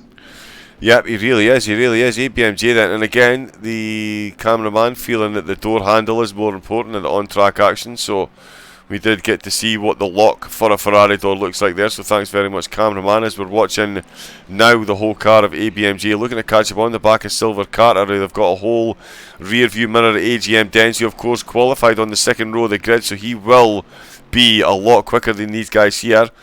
Decides against the move into the first chicane, as you see the Mercedes cutting the curb, the Ferrari avoiding the curb, of course, much like the McLaren. Not a sausage friendly car, especially around this track. You will sacrifice a lot of time setting up the car to be able to munch those curbs, and you would have to assume that these drivers are not setting them up. But as Simon knows, because he does drive the cheap machine that is the Mercedes, that thing will ride a curb like an Aussie surfer over the back of a shark. Those things are so smooth over the bumps, Simon. Yeah, the Mercedes is just fantastic on the curbs and bumps at any track now, to be honest. The way the aerodynamics and suspension has been set up on that new Evo machine is just one of the best cars to ride over curbs. And I was just riding on board actually with Claverlin. He's dropped down to 17th, so I'm not sure what's happened there. The Bentley driver was up into 7th, and he's dropped right back down to 17th at the rear of the field. So if someone's in chat who's managed to notice what happened there, because I didn't see it, I'm not sure if you saw it, John. No, I was too busy trying to keep an eye on 2nd to 6th and 11th, 14th just to see what's happening there. So no, I did indeed miss what happened with Claverlin, although he is looking like he's about to make a move, and he does a lot of dust in the background there. So he's just got the move done on gel speed there. So finds himself back up a place, but yeah, definitely dropped way down the order. So I'm not sure if he popped into the pits or was involved in an incident, but if anybody in the chat did see, certainly give us a shout. Early exchanges then, chat. Who do we think's running well? Who do we think's looking good for the win? Who do we think's going to get driver of the day? We're watching this mid-pack battle just at the back of 13th, but the battle between Baggy and Milanista is continuing onward. Ant has got himself an almost 3-second lead on these two drivers, and certainly when you were talking earlier, Simon, about Baggy not wanting to let Milanista pass for fear of team orders coming into play, to me this could be perfect team orders. Milanista constantly forcing Baggy to defend while his teammate FRT Ant sails off into the distance. That is one point that I didn't consider, John. You're right. You're exactly right there, yeah, because Baggy and Milanista are battling for second and third right now, which you would think in a 75-minute race they would just try and settle into some form of rhythm. Yep. Because it is a long race, and yeah, you would just try and think that these guys would try and maximise their own strategies rather than try and battle over position. But like you said, yeah, FRT Ant, he's away and gone. He really is. That's another 2/10 he's gained while the two competitors behind him battle it out. So he is certainly saying thank you very much for the efforts of Milanista in third place. Chromedix then is not far off. We did see him running wide on a couple of corners, so he is perhaps running a much heavier fuel load, looking to run much deeper into the race. It can often catch you out on the opening couple of laps just how much heavier your car is between qualifying and of course the start of the race. These guys will all be running qualifying about 10 or 12 laps, 10 or 12 litres of fuel tops. So a thimbleful compared to what these cars can run at full tilt. 120 litres fuel a lot of these cars can carry, and certainly from what we've heard, Baggy will be carrying that maximum quota of fuel to run the no stopper, as Simon was saying, and Ben Gallagher's mentioned. We've got IR Racer in the chat as well. No stop is faster here if you don't fight a lot. So there we go. Yellow flags, John. The number 69 machine, Mike the Killer, again is off and back into the pits. Oh, not a great race. I think his race is run. Yeah, I think it might be. ABMJ then, still fighting hard, looking to keep on the back of Silver Carter, who is stretching himself off a bit. He's shaking off those intentions. He will be looking to catch up to Dexter, who is running in 10th at the moment. Mr. Death Zone looking very comfortable in 9th and closing up nicely onto the back of the Matter in that other sister Ferrari. So the two lead Ferraris in 8th and 9th at the moment, with ATM Frey, who will be their next intended victim, in 7th place. PSRT Jar Jar is in 6th, with Trab up to 5th in that Porsche. He will be looking to catch up to Chromodix and is doing so ever so slightly. So if Chromodix can just settle the ship a bit, he should be able to maintain that gap. But Milanista, though, we're going to have to jump back onto this, and tell you what, it's not often Baggy gets this much camera time, but he's certainly stealing the show tonight with the battle that him and Milanista are putting on for the 2nd and 3rd spot on the podium tonight, Simon. Yeah, and there's Baggy's finding himself swamped by Italians right now, because Ant, Milanista and Chromodix are all from the Italian so they're all on home soil. Exactly, indeed. Yeah, you can see that Italian helmet actually in the cockpit of Milanista right there. So, yeah, Baggy's got his work cut out if he wants to represent Great Britain and Indigo Lime. Yes, he really does. He really does. And these two guys absolutely nailing every single available millimetre here, as we see Milanista running the curbs across those red, white and green curbings that make this track so distinct all the way around. Chromodix we see in the background, and this battle really is looking to continue. The rest of the field has spread themselves out, but Mike the Killer then looking slightly forlorn, still in the pits, getting a lot of damage fixed. Moreno, though, all over the back of RR Speed. These two guys battling it out for 18th and 19th position. The Mercedes then goes up the inside, takes the place beautifully. Will the Lexus get the cut back? Doesn't quite get the turning or the foot down, so Moreno then making a move back up the field at the expense of Gel Speed. So he is up to 18th place. Mike J in the McLaren in 17th with Clavelin.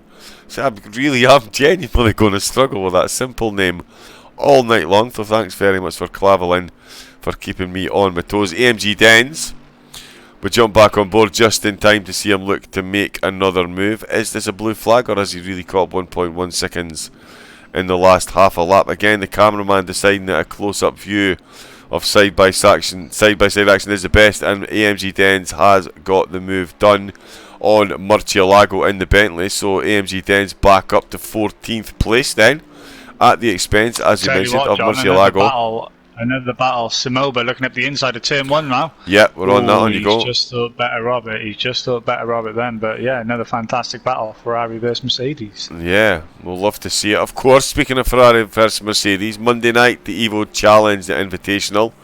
We'll be bringing you all the action from that. Of course, at Milan, Wednesday night, jump on board to watch the PC guys as well. Tomorrow morning, myself and Bailey will be bringing you all the GT4 World Series action from Brands Hatch. That promises to be an absolute cracker, and even better than that, Bailey and I will be racing in it straight after it, so you can watch the commentators struggle and pull funny faces as they try to guide their GT4s around the roller coaster that is Brands Hatch. So can't wait for that, but we still do of course have an hour left of racing tonight, and these two guys, Milanista and Baggy, are absolutely looking to do this hand in hand, skipping along side by side, whistling in one another's company here. We are 9 laps in, and these two guys can still not be separated by more than 7/10 at any point in time, while FRT Ant says thanks very much and finds himself 4 seconds in the lead, Simon. So this race really has played absolutely into the hands of FRT Ant. An absolute dream come true there. Yeah, it's a good first stint from FRT Ant currently. Obviously is yet to be seen if he needs to make a pit stop, because if he does, he's going to lose potentially up to a full minute during the pit stop window, depending on if he takes fuel and tyres. So Baggy is playing the long game here. He is only 4 seconds behind him. And if he's just thinking about that, he knows he's going to be making 60 seconds on these guys running in first and third by staying out there. So just have to wait and see if these guys have got the speed to go to the end, or if they're showing their true potential and they do have to come in for that pit stop, because as we know, Baggy's staying out for the whole distance. He might already be even in map 2, saving fuel. Yeah, indeed. For the latter half of the race. Yeah, there is that. There is that. Well, I'll tell you what, Baggy will be streaming. Somebody jump on. Watching Baggy's stream, it's looking like Ant is stopping. Right, okay, so it looks like with the gap. Can you see on his dashboard, Ben? Is Baggy currently in map 2 as he comes round the last bend? He has, after I said, but they've never been separated by more than 7/10, he's now got the gap up to a second, so he's putting it down. He is, wow. Baggy's in map 2, that's just ridiculous. Seriously, that's, I tell you about yeah. to watch here, John. Mr. Death Zone, he's closed up 3.5 seconds on the matter, and he's right on his tail now for 8th position. This is going to be one to watch on this lap number 11 as these guys come around the final corner. Now, you can't really even call it a corner, can you? These guys come around to complete lap number 10. They do come into turn 1. I tell you what as well, AMG Dens is all over the back. He's even closer to Simabart as we see. Oh! And that was ABMJ there, ducked into the pits and then ducked out again. Whether he was trying to trick his opponents, thinking he was going in there, but he came very close to hitting the pit wall, whatever he did. It was certainly the bravest of brave there. AMG Dens then all over the back of Simabart. These two guys very active in the chat earlier, so we hope you enjoy watching the race back. The two of are certainly giving us plenty to enjoy on track tonight. AMG Dens, of course, started on the second row of the grid, was involved in a big incident early doors with Sam Poole. A very beautiful, if not near fatal, 720 spin in his AMGs. Back up to 14th place. He's all over the back of Simabart, and we'll be looking to get a move done here sooner rather than later. Jar Jar as well then is all over the back. He's got himself caught right up to the back of ACM Fra. Can he close the gap there? And Mr. Death Zone, unfortunately, well, not unfortunately, sorry, we missed the move, which is unfortunate. He has got the move done on the matter then, and he's got himself a healthy gap already, Simon. So he got that one done, dusted, and he'll be on up the road to PSRT Jar Jar, who is currently battling with ACM Fra. So this one could just be beginning to hot up in the peripheries of the top 10. Yeah, Mr. Datsun was my pick of this race, so he's moved up from P9 to P8. He qualified P9, so he's moved up one position so far. He had a good 20-minute battle there with the matter in the first stages of the race. We'll see if he's got the speed to close up to PSRT Jar Jar, as those guys are battling over 6th and 7th right now, and they're currently bumper to bumper, John. Jar Jar looking to make a move. Yeah, Jar Jar definitely looking to make a move as they come into the second chicane of the lap. He is all over the back of the Mercedes on Mercedes here, and Mr. Deathzone we can see lurking in the background. Almost feel like we should have the Jaws theme playing as he appears ominously in the background for these two Mercedes drivers. And I'll tell you what, he will be looking to pounce if these two do not get their affairs sorted out. Toot sweet, the defensive moves from ACM Fra certainly keeping Jar Jar at bay. He's putting the car where he needs to. Jar Jar is running as much curb as he can. Mr. Deathzone ominously again appearing in the background. Jar Jar then closes up heavily under brake and runs just enough curb there. Doesn't fall foul of the track limit. Some of these guys really pushing their luck around that section, but Jar Jar using it to his full advantage. We see them come into the chicane. Jar Jar unsettles it over the first set of curbs, and all that hard work undone. Yep, that is a bit bigger a gap. Well. Yeah. Mr. Deathzone has closed up 6/10 already on this lap because those guys are battling just ahead of him. Yes, he has. And like you say, Jar Jar there, we did see him on that chicane catch apart the curb and settle his car, so he's had to do a bit of work to catch back up. Mr. Deathzone now almost fully in the rear, but Jar Jar coming around the last corner. This could be move on going into the first chicane. He's pulled out with the slipstream a bit early. He's certainly given Fra the opportunity to pull a defensive move. The field decides against it and decides against. So Jar Jar not a big fan of getting the move done in the first chicane.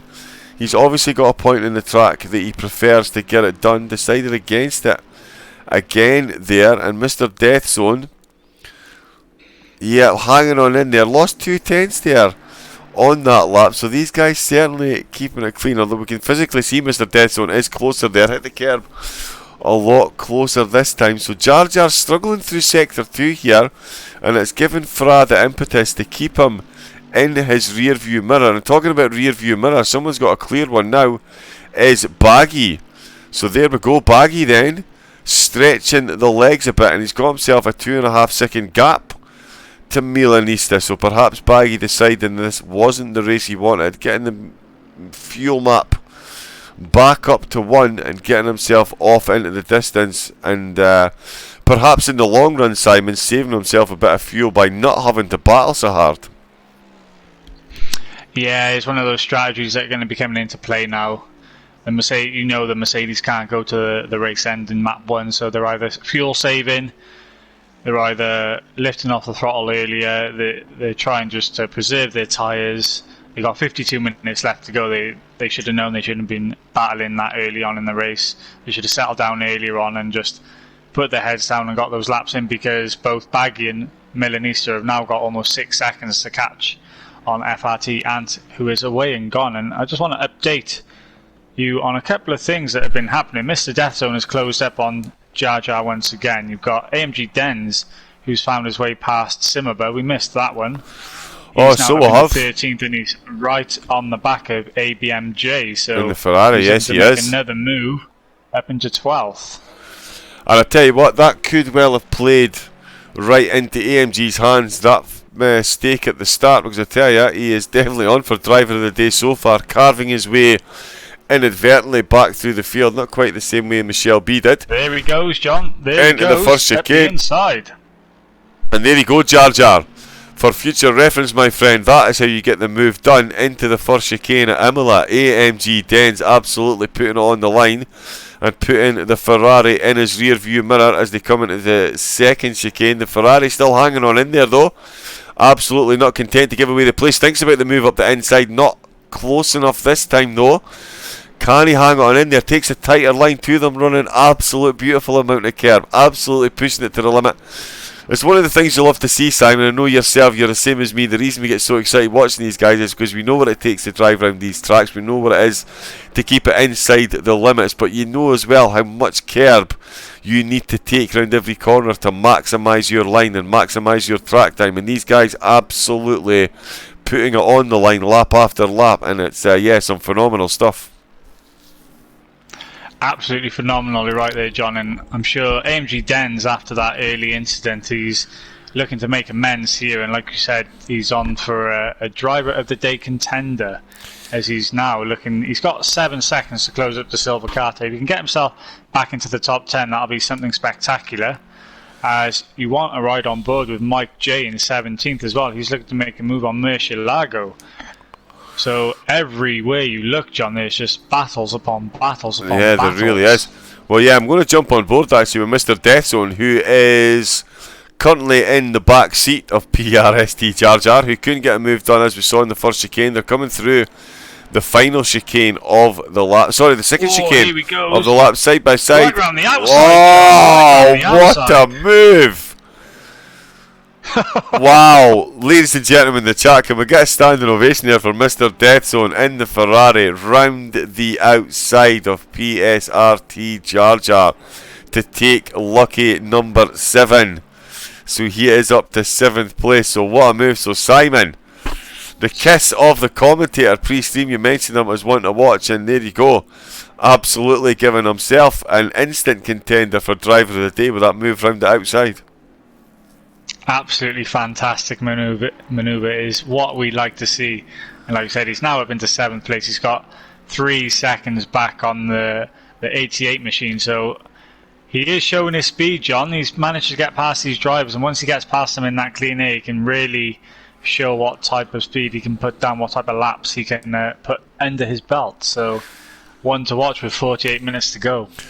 Yep, he really is. He really is. Imola providing all the thrills and spills that we hoped it would, and we're watching more again. We've got a Bentley on a McLaren. The two of them are trading places on the timing board. Murcielago has got the move back done on Mike J temporarily. So these two guys looking to very much do a baggy Milanista in the opening 7 laps. The Bentley riding the curbs fantastically well and leaving the McLaren in its dust. So there we see the difference between the cars that can and the cars that can't, and the Bentley very much proving that it can. So Murcielago getting the move back done on Mike J and managing to make it stick thanks to some smooth running. But we'll jump back on board with Dexter. Got to love his beautiful livery on that fantastic looking Ferrari. Love the blue and white. Of course, being a proud Scotsman, I would say that, but he is looking to catch up to a fellow Ferrari driver in the shape of the Mater, who was one of the drivers that fell foul to our charging Mr. Death Zone. But Dexter, definitely no slouch, and he is closing the gap, Simon, on the Mater. And I tell you, we could see Dex here fighting for 8th place sooner rather than later, I reckon. Yeah, I was just about to mention Dexter actually before you jumped on board with him. He's one of those drivers that's just had one of those completely clean races from start to finish. You know, he qualified well right in the mid-pack. He hasn't put a foot wrong during this race. He's kept his nose clean. He's put the laps under his belt. And there he is. He's in 10th place now, like you said, looking to challenge for a top 8 position come the race end. And he certainly will be. And once again, there we go. So that's what the Ferrari 488 petrol cap looks like. Thanks very much, cameraman. Can you please stop doing that? That'd be great. Would much rather watch the Ferraris fight out. I jokingly say before the stream, oh yeah, will we see a Mercedes on the top spot? Will we see a Mercedes...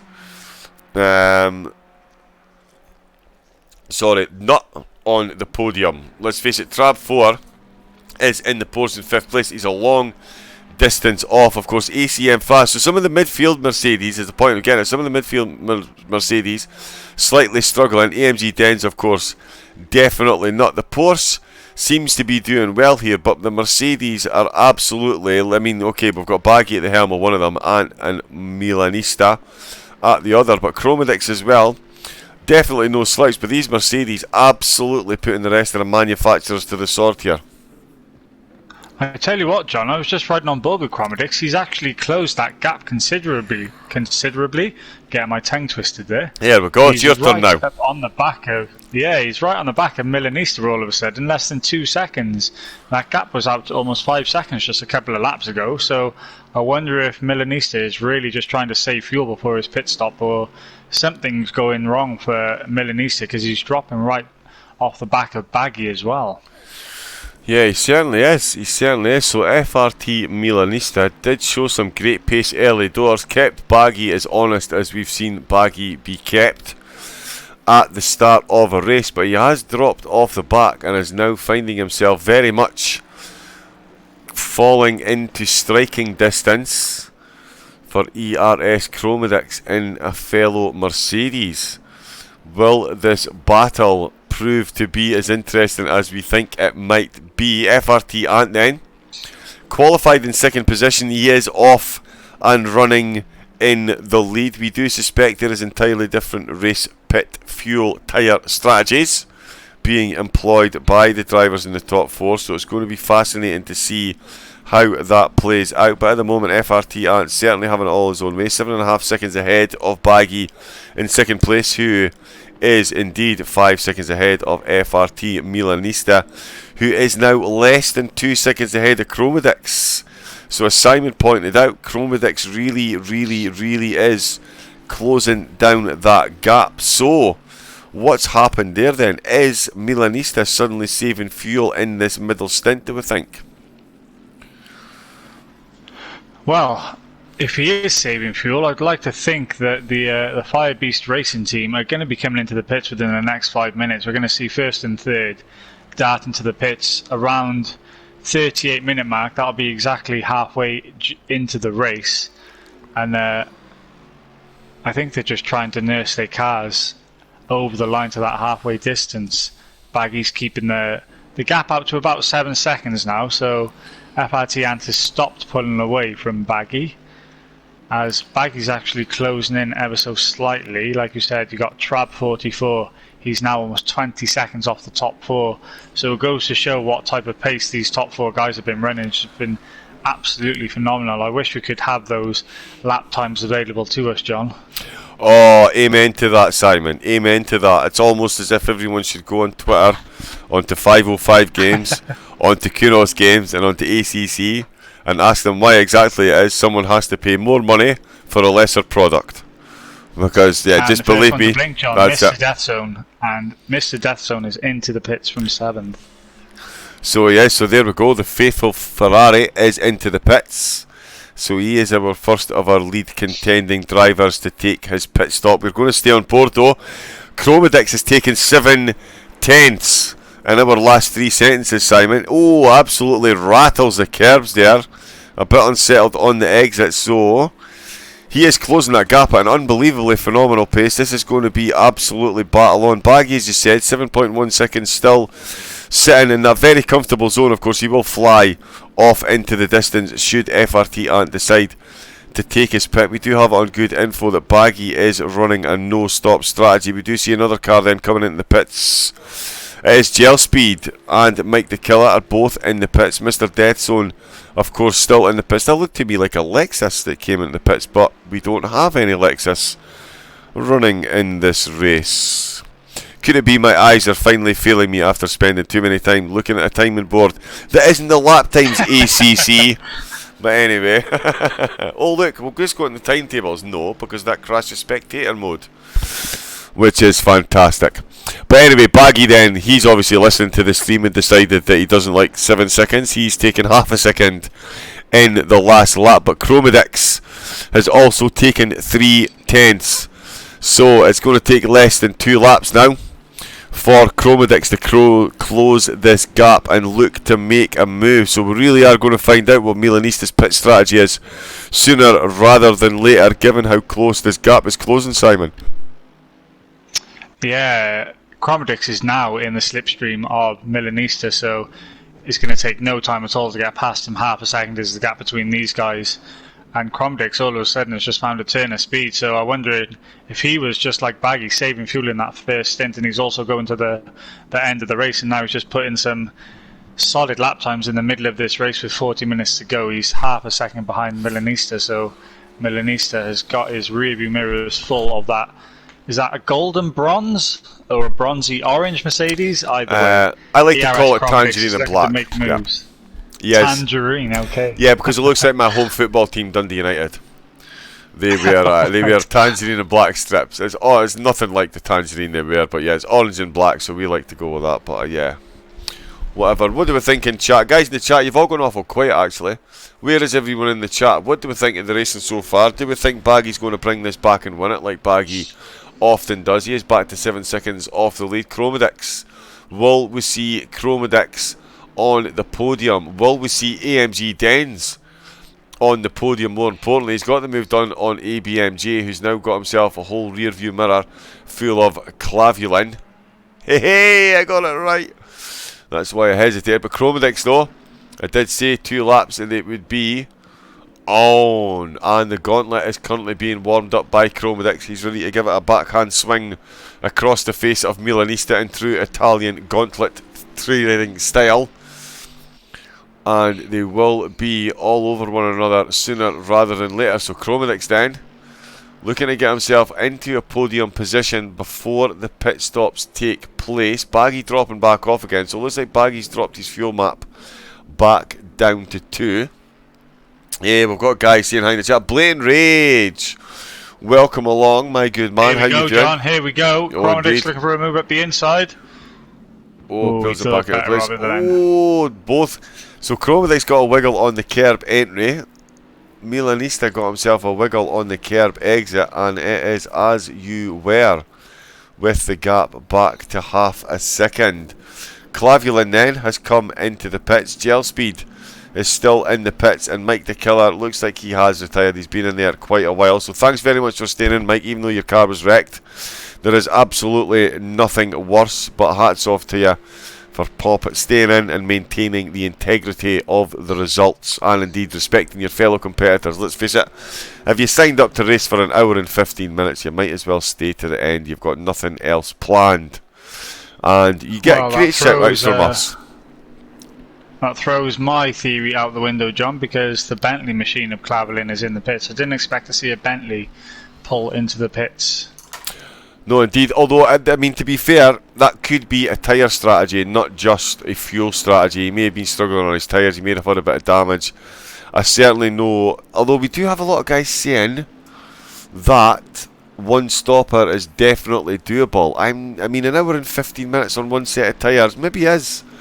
I mean, like I said, I did an hour and a half at Laguna Seca, which is much harsher to... Oh, and he's got that all kinds of wrong. And he's going to give him the place back, and the drivers do absolutely magnificently well to avoid contact there. Chromedic's got it all kinds of wrong there. Coming into that fast left-hander, missed his braking zone and managed to avoid contact. Hopefully hasn't done too much damage to his tyres.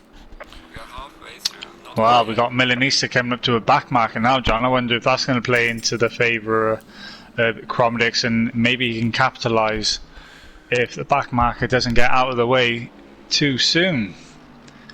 They're coming into the latter half of this lap now. Blue flag still being waved. Who is that being waved at? Is it Murcielago just in front of them? It is indeed the 107 machine. Murcielago in 13th place then, who is just in front of these two guys battling over 3rd and 4th. So Milanista's got the benefit of the slipstream, but right on his tail is Chromedix then, as he does pull to the inside. Murcielago, he does get out of the way of these guys battling over 3rd and 4th, but Chromedix then is once again on the rear bumper of Milanista. Yep, he really is, as they come into the first chicane. Both navigate it beautifully. The back marker, as you said, got out the way fantastically smoothly in that Bentley. I do believe is Gel Speed, who, as we know, is a regular, very courteous, very quick and very clean driver. So hats off to yourself. Chromedix then, eyeing up the move once again on Milanista. He did make a mistake in Sector 3 on the last lap. Managed to avoid contact and has got himself straight back onto the rear spoiler. Pulls out with the slipstream, goes side by side up the inside. Oh, tiny bit of contact there. Oof, tell you what. Hat in the mouth moment. That is one way to describe it, Simon, and if this wasn't a PG stream, it certainly wouldn't be the one I was using. But for now, we will go with heart. We will go with heart and mouth, as we see Chromedix then looking to continue the adrenaline rush here as they come into the final chicane. Both men across the curb, both cars getting wildly unsettled, both men struggling to get the power down, so no favour gained there for either man. Chromedix then still all over the back. This is absolutely fantastic driving from both of these guys. The back marker behind them is absolutely licking their lips together, thinking I've got the greatest free show in the world here in for Gel Speed. Oh, and Chromedix is coming to pits. Chromedix is in. Wow, I didn't expect that one. Did not expect that either, Simon. No, you're right. Absolutely, that one has thrown me for a loop. I'm not going to lie. A lot of pit action going on as well. Dexter's in, Simmerber's in, AMG Dens is in, the Matter is in. So we have a lot of drivers taking that pit stop as FRT Ant still racing off into the distance. It does look like he's in a good position. Is he on map 2 as well, though? That's the question you got to ask Baggy. We have information. Is running between map 2 and map 1. 8 seconds from the lead. He could overtake easily on a pit stop if Ant pits. If Ant doesn't pit, will that catch Baggy out? Trab then comes into the pits in the Porsche. His car is dropped. He'll be ready to move very shortly indeed. ACM Fra is in the pits as well. Simmerber's still in the pits, although he is making his way to the exit. So it will be all change all over the grid order while these guys reinsert themselves into the running order from the pits. We've got a stop-go penalty. Simmerber done for speeding in the pit lane. 30-second stop-go penalty, Simon. That is race over for that young man, I would hasten to guess. 9 seconds. Yes, it's race over for Simmerber as FRT Ant comes round to complete another lap then, so he's still not coming into the pits with 33 minutes remaining. Lap number 25 for that man, out in the lead. Yes, indeed it is. Indeed it is. And he is smoothly getting on. So back down to 8 seconds in the lead, so it is jumping about a bit. But certainly Baggy maintaining that gap, or is Ant maintaining that gap at the moment. We will find out towards the end of the race. Of course, still 33 minutes to go. We have had a lot of drivers pitted. I do need to... Will somebody please remind me to speak to whoever runs SOP and tell them that they need to start putting mandatory pit stops in when we know drivers are going to have to pit, just so we can keep track of what's going on. It's a mystery, John. It's a mystery. We love it. We love it. That's what it is. It's a mystery. I'll tell you, if only we could speak to whoever was in charge, Simon. I wonder who that could be, possibly. Yeah. Indeed. I don't know who don't know who it is. Unfortunately. Yeah, no, none of us. So that's what we need to do. We need to find some competent management and some decent commentators. So guys, if you're out there, chuck a CV your way. We'll chuck it in the bin, set it on fire, and carry on regardless. There's nothing much I need to do because the drivers on track are creating all this action for us to commentate on. It's been absolutely fantastic. They have indeed. It is, of course, SOP Motorsports monthly Coach Dave Academy sponsored event. It is the event where the driver of the day from each race walks away with a complete setup bundle courtesy of the Coach Dave Academy. These setups are made by aliens for us mere mortal humans of the sim, and they are of course approved by Dave Perel himself. So you as the driver can remove the guesswork and get yourself a head start on the rivals, much like FRT Ant is doing in his Mercedes. Of course, Mercedes 1, 2, 3, 4 and 5. And I'll tell you what, Chromodix has done really well. He's got himself back on board with the number 96 machine, John. Jar Jar from 4th place. He's got heavy damage on the front of that Mercedes. I saw the yellow flags waving. He must have had an off completely by himself because he's not around anybody. And he's got massive damage on the front end of that machine. I was just about to say he's just shot up to 4th place all of a sudden. We didn't see that one coming, and he's now clearly going to have to come into the pits with that damage. Yeah, there is some serious separation between his bonnet and his bumper there. That will be doing his aerodynamics 0 good at all. Clavulin, though, he is running his aerodynamics beautifully. He's in 15th. He's just off the back of ABMJ, so he'll be looking to get himself back up a little place or two if he can, as he's closing down on the Ferrari. We've got AMG Dens, though, definitely going to be one still to watch. We're in 11th place here. He has a couple of drivers ahead of him still to pit, Simon, and barring Mr. Death Zone, he could make himself a great run here at the top 6 as Jar Jar comes into the pits. Yeah, as predicted, Jar Jar is into the pits. Mr. Death Zone is back running in 9th where he qualified. He's got 4 seconds to the P8-man ACM, the number 88 Mercedes machine, who is right on the back of Murcielago now, fighting over 7th and 8th. So up side the by inside side. He goes then. He's looking to... Yeah. Oh, they give each other room. That's brilliant racing etiquette from those guys. That could have very easily gone wrong for those guys in 7th and 8th, yes. Ant's in the once pits. again, Mr. Death Zone. Ant's in the pits, sorry. Dived right over there. Ant is in the pits. Our race leader is in the pits and instantly Baggy. So Baggy, yep, as we saw, was less than 9 seconds off the back. And Milanista. So the teammates have both come into the pits. Have they played their strategy well? Has ERS Chromodix played an absolute blinder? Baggy is off in the lead. If he's running a no-stopper, the race is his to lose at this point. ERS Chromodix, though, we're going to jump on board with him. He is a fair chunk back on the lap. We did see him have as much pace as Milanista, and I'll tell you what, Ant is moving already, so he has definitely got the move done on Chromodix then. Will Milanista hold his position ahead of Chromodix? Let's jump on board with Chromodix and watch him come through the lap then. He is coming up to some back markers. Will he catch an extra bit of slipstream? Throws it through that chicane mercilessly. And Jar Jar, stop go.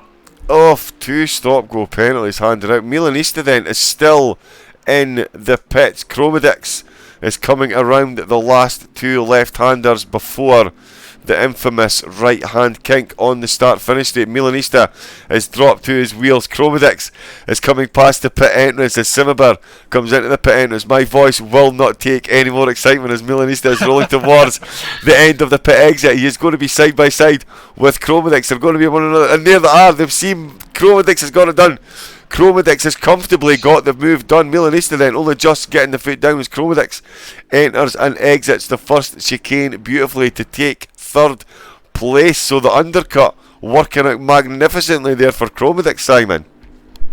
Yeah, I was just about to mention that absolutely fantastic strategy call there from Chromedix. He was right on the bumper of Milanista for so many laps.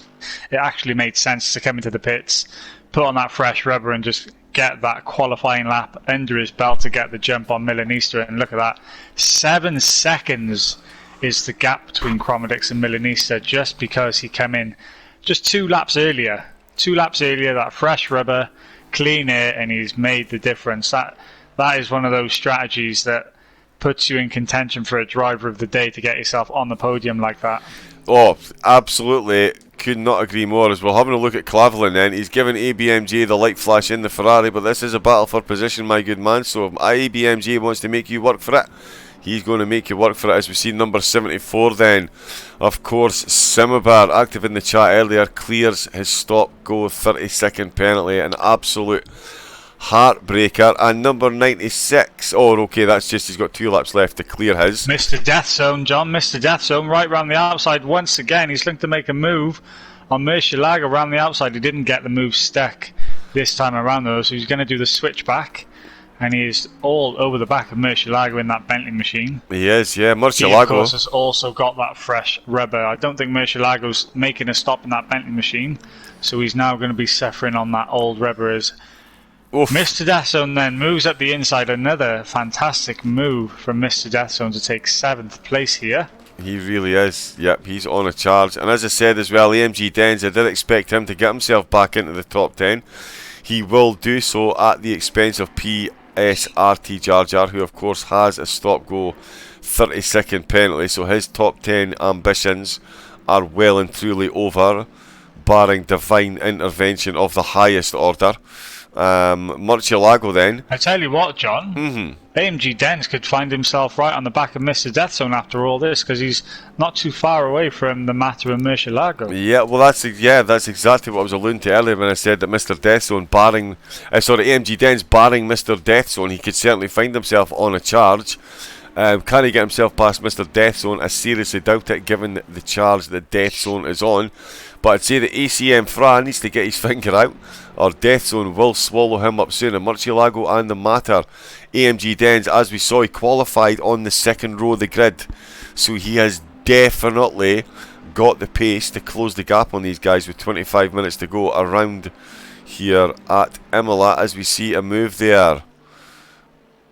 Oh, Murcielago on the Matter then. And getting that move done. The Matter then fighting back though. The two of them go side by side around Deathzone Corner, which will forever be known as Deathzone Corner. Yeah, we'll rename it to Mr. Deathzone Corner. Yeah, exactly. That is now Deathzone Bend. Oh, there we go. That's even better. Deathzone Bend. We'll like that. So, yep, so Deathzone Bend, as it will now be known, is where these two guys are up taking their battle. AMG Dens then is absolutely loving the sight in front of him. And what he can see in front of him is victims number 5 and 6.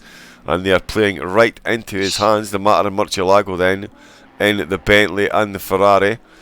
As we see the Ferrari pull out and the AMG lurking in the background. We see the Ferrari actively avoid all the curbs while the Mercedes says thanks very much and just drives straight over the top of them.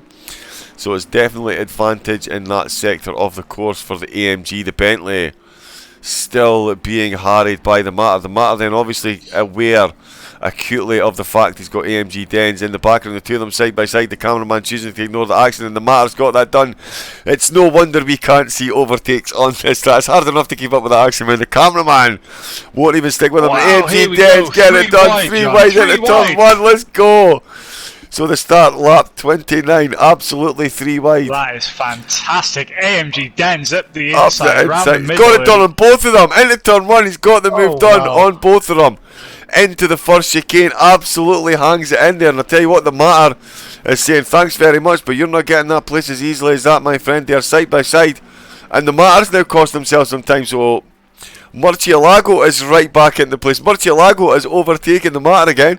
AMG Dens has got the move done on the both of them. The Bentley and the Ferrari almost coming together there through the left hand, through the right hander. They're going to come into the left hander side by side round Deathzone Bend. Yet again a Ferrari thrown this time by the Matter. And Simon, this is absolutely incredible stuff. Can we hand out 3? Can we hand out 3 setup bundles, please? I'm just smiling from ear to ear at this on-track action, John. It's just absolutely phenomenal. It has to be said, these drivers are showing just the best racing etiquette I've ever seen. Actually, Imola has just been fantastic this evening for this on-track action. It really has, and we really need to get more cameras logged in, because we've got another battle here that's absolutely brewing between Silver Carter, Clavulin, and ABMJ in that Ferrari. Of course, PSRTJ is close in there, but he has got a 30-second stop-go penalty. But this is absolutely phenomenal stuff. I really need to rest my voice more between broadcasts to do these guys a bit more justice. The Silver Carter then climbs into the back of Dexter's Ferrari. I think he thinks they're going for a picnic here. The two of them now side by side with a Bentley all over the back, and this is going to be very interesting going into the chicane. They go side by side, the Mercedes and the Bentley both riding the curbs. The Ferrari actively avoiding them, and off pops the Mercedes of Silver Carter, holding on that position, leaving the Bentley of Clavulin, giving Silver Carter the full Saturday night disco lights there, Simon, trying to get past. The two of them are side by side, coming in this last double left-hander before the straight-on kink.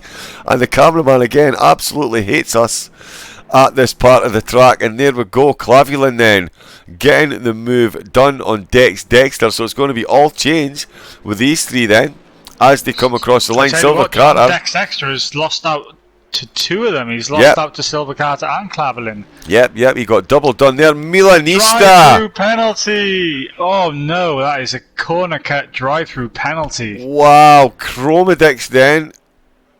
There we go. That answered that question about 16 minutes earlier than I thought that was going to get answered. This Chromedix going to keep his podium position. And yeah, Milanista then with a drive-through penalty for track limits. I think he's only saving grace there was he got the penalty literally just at the pit entrance, so drove straight in. But that is going to be absolutely devastating to his race, Simon. Yeah, absolutely devastation indeed. I mean, he did lose 10 seconds to Chromedix, so he was trying to fight and hold on to fourth place. But that's going to allow the Porsche man. Has he got him? The Porsche man's up into fourth now, right? We just need to wait for the timing screens to update. But FRT Milanista, he's gone from bad to worse then this afternoon, because he was sitting in a podium position looking to challenge Baggy early on for second place, and now he's going to find himself down into fifth place, John, after those problems. He really is, and we just mentioned his name there, although Clavulin, sorry Baggy, you're getting cut short. Clavulin and Silver Carter there, they're not happy with the current arrangement that they have. They have both vaulted past Dexter in a quite fantastic display through 6 corners of this Imola track in Bologna, of course, in Italy. The drivers enjoying 37-degree track temperatures to keep their boots nice and cosy, and certainly making the most of it through. So number 96 has cleared his stop-go penalty, which is of course Jar Jar, so all our penalties have been cleared. Will we see side-by-side action once again into turn 1 here at Imola? The AMG goes wide, the Bentley goes up the inside, pulls back in to formation, so it's procession through chicane number 1 as Dexter though getting all over. Oh sorry, let's not get too excited. That is, so Dexter is fighting there with ABMJ, but that is of course ARS Chromedix, the blue flag, third position coming through. But ABMJ says thanks very much. Ferrari on Ferrari action, gets the move done on Dexter, so he's going to find himself up in 13th place as the two of them. John, or does he? Or does he? He does indeed, yes. He does indeed. So Dexter not quite able to pull a death zone there, as he watches ABMJ pull off into the distance. Clavulin though, we mentioned him a minute ago, he was battling hard with Silver Carter, giving him the full lights. If maybe you spent less time flashing your lights and more time concentrating on overtaking your opponent, you'd already have the job done. So there we go. I'm not sure. What is your feelings on that, Simon? Guys that flash their lights at drivers when they're trying to get past them. Are you a disco flasher, or are you? What's your thoughts on it?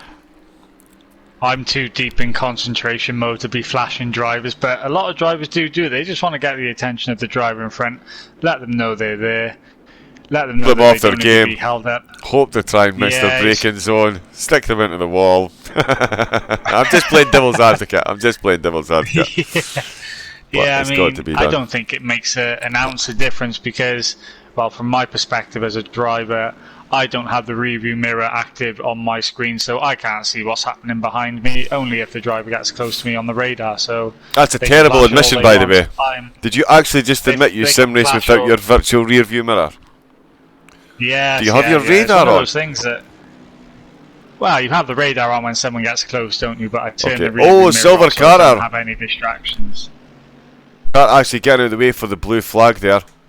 And that is going to cost him. So you've got to respect him there. He did absolutely make a mess of that. I didn't think he quite needed to go that far off track. But yeah, you've got to think that whoever that is in the Bentley Clavulin, mate, you need to get out of the way. That is a guy battling out for a race lead here. He is a blue flag. You do have, under the rules of ACC, 3 corners to get out of the way unless you're battling for position. You're no longer battling for position and you really are making this hard work. Get out of the way! Clavulin, come on. What are you doing? Get out of the way. Chop chop, come on. I want to see if Chromedix can get up to second place and put the pressure on the other FRT driver. So he has got the job done now, thankfully. So Chromedix will continue his charge through the field. Silver Carter will be looking to make that place back. Sorry, Simon, on you go. Well, I was just going to say is about time I think we got into a bit of a conversation who we think is a driver of the day with 16 minutes to go, and my attention has actually turned to the number 44 machine, the Porsche driver, who's found himself up into 4th place. He hasn't put a foot wrong this whole race, and even though he is 32 seconds off the podium, he's just slowly been crawling his way through the lap by lap, and he's moved himself up into 4th place because he hasn't put a foot wrong. He hasn't got a drive-through penalty. He hasn't got a stop-go. He completed his one mandatory stop, and I mean, he's well and truly put himself in between all these Mercedes machines, and for me personally, put himself in contention for driver of the day. He hasn't really had that much on-camera action because he hasn't needed it. He's just done what he's needed to do, John.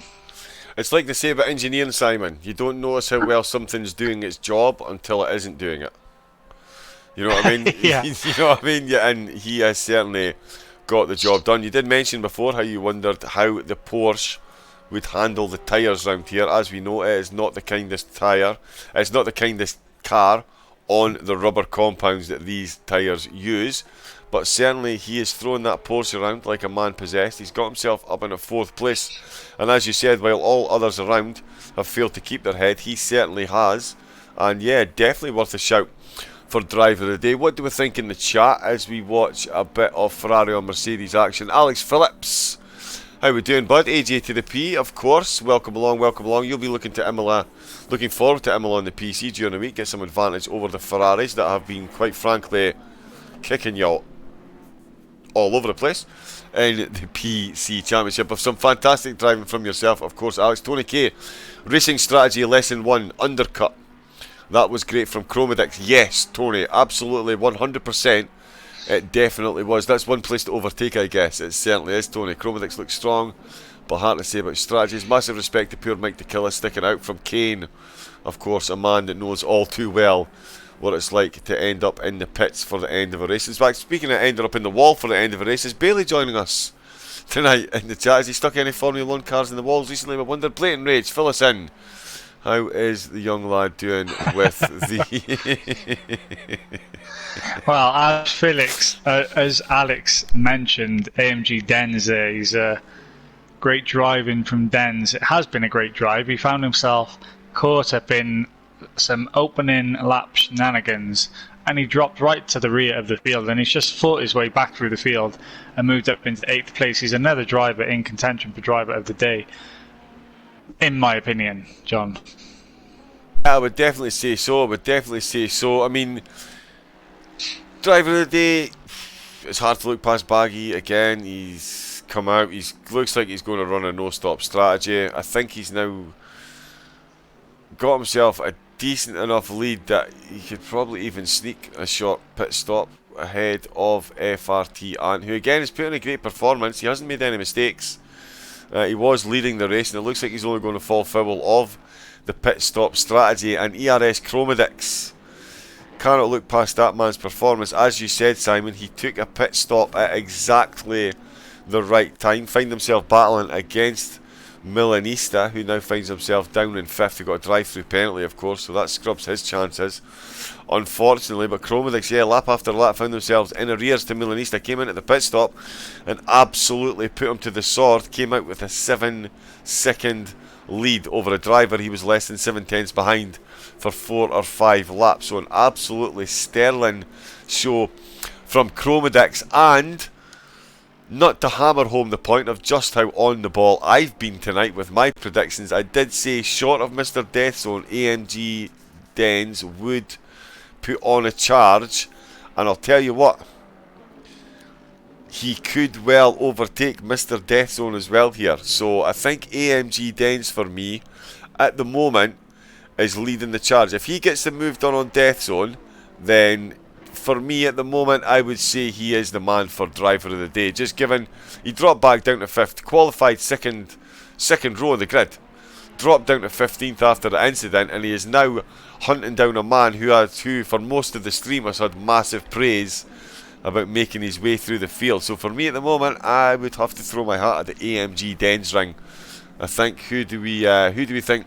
You've got some splinters from the fence sitting as well, John. No, I was running through the runners and riders and giving you, the viewers at home, the chance. But AMG Dens for me at the moment, definitely. Well, okay, there we go.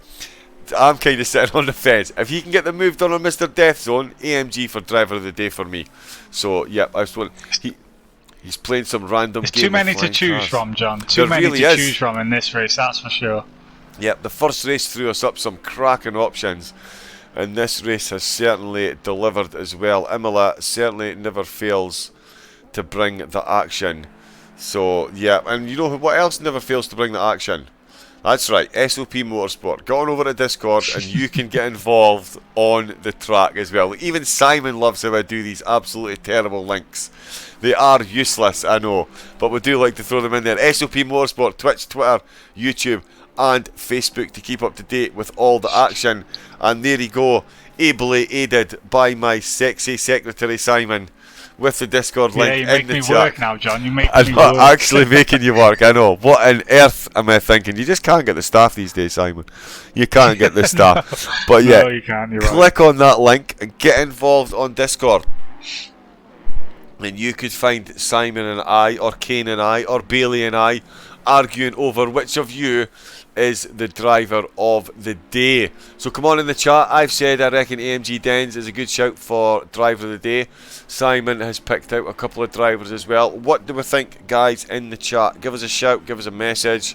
What driver number do we think is going to make it to the top spot and walk away with the Coach Dave Academy setup? Well, that's it, John. 10 minutes remaining. Baggy out in front. He's almost got a whole 3/4 of a lap now on FRT Ant, because he's decided he's not making any stops this afternoon, and that's just played into his favour. FRT Dens on Ferrari. Way off. Yeah, we're watching. Sorry, I'm watching. Yeah, AMG. That's fine. AMG in the AMG up against Mr. Deathzone in the Ferrari. These two guys been on an absolute charge. I think they definitely deserve as much plaudits as Baggy and Ant do up at the front of the grid. It's all fine and well having the temperament to run at the front of a race. It's also another entirely and very difficult mindset to run midfield, to get overtakes done, and to basically keep your head around you. Because let's face it, Simon, it would be very, very, very easy to find yourself feeling very deflated to start on the second row and within 2 corners find yourself back down in 15th place. So the mental resolve showed by AMG Dens is to be commended all on its own, I would say. Yeah, exactly. That's such a fantastic point to make. He's done all the hard work in qualifying. He'd looked to have an absolutely solid race, and now he's in unfamiliar territory this afternoon because he's had to fight his way through the whole pack to get himself just up to P8. And I tell you what would seal the deal for me, John, is if he can do a Mr. Deathzone at Deathzone Corner. That would seal the deal for me. Wow, I'm not sure I could take that, my friend. I'm not sure I could take that. My head might explode with happiness to see these two guys battle. As you say, for me, they're definitely, I would definitely say the two of them are absolutely my 2 picks for driver of the day. I know, Baggy, sorry bud, we often overlook the genius and the level of talent that goes in. Because let's not underestimate what Baggy has done here today, ladies and gents.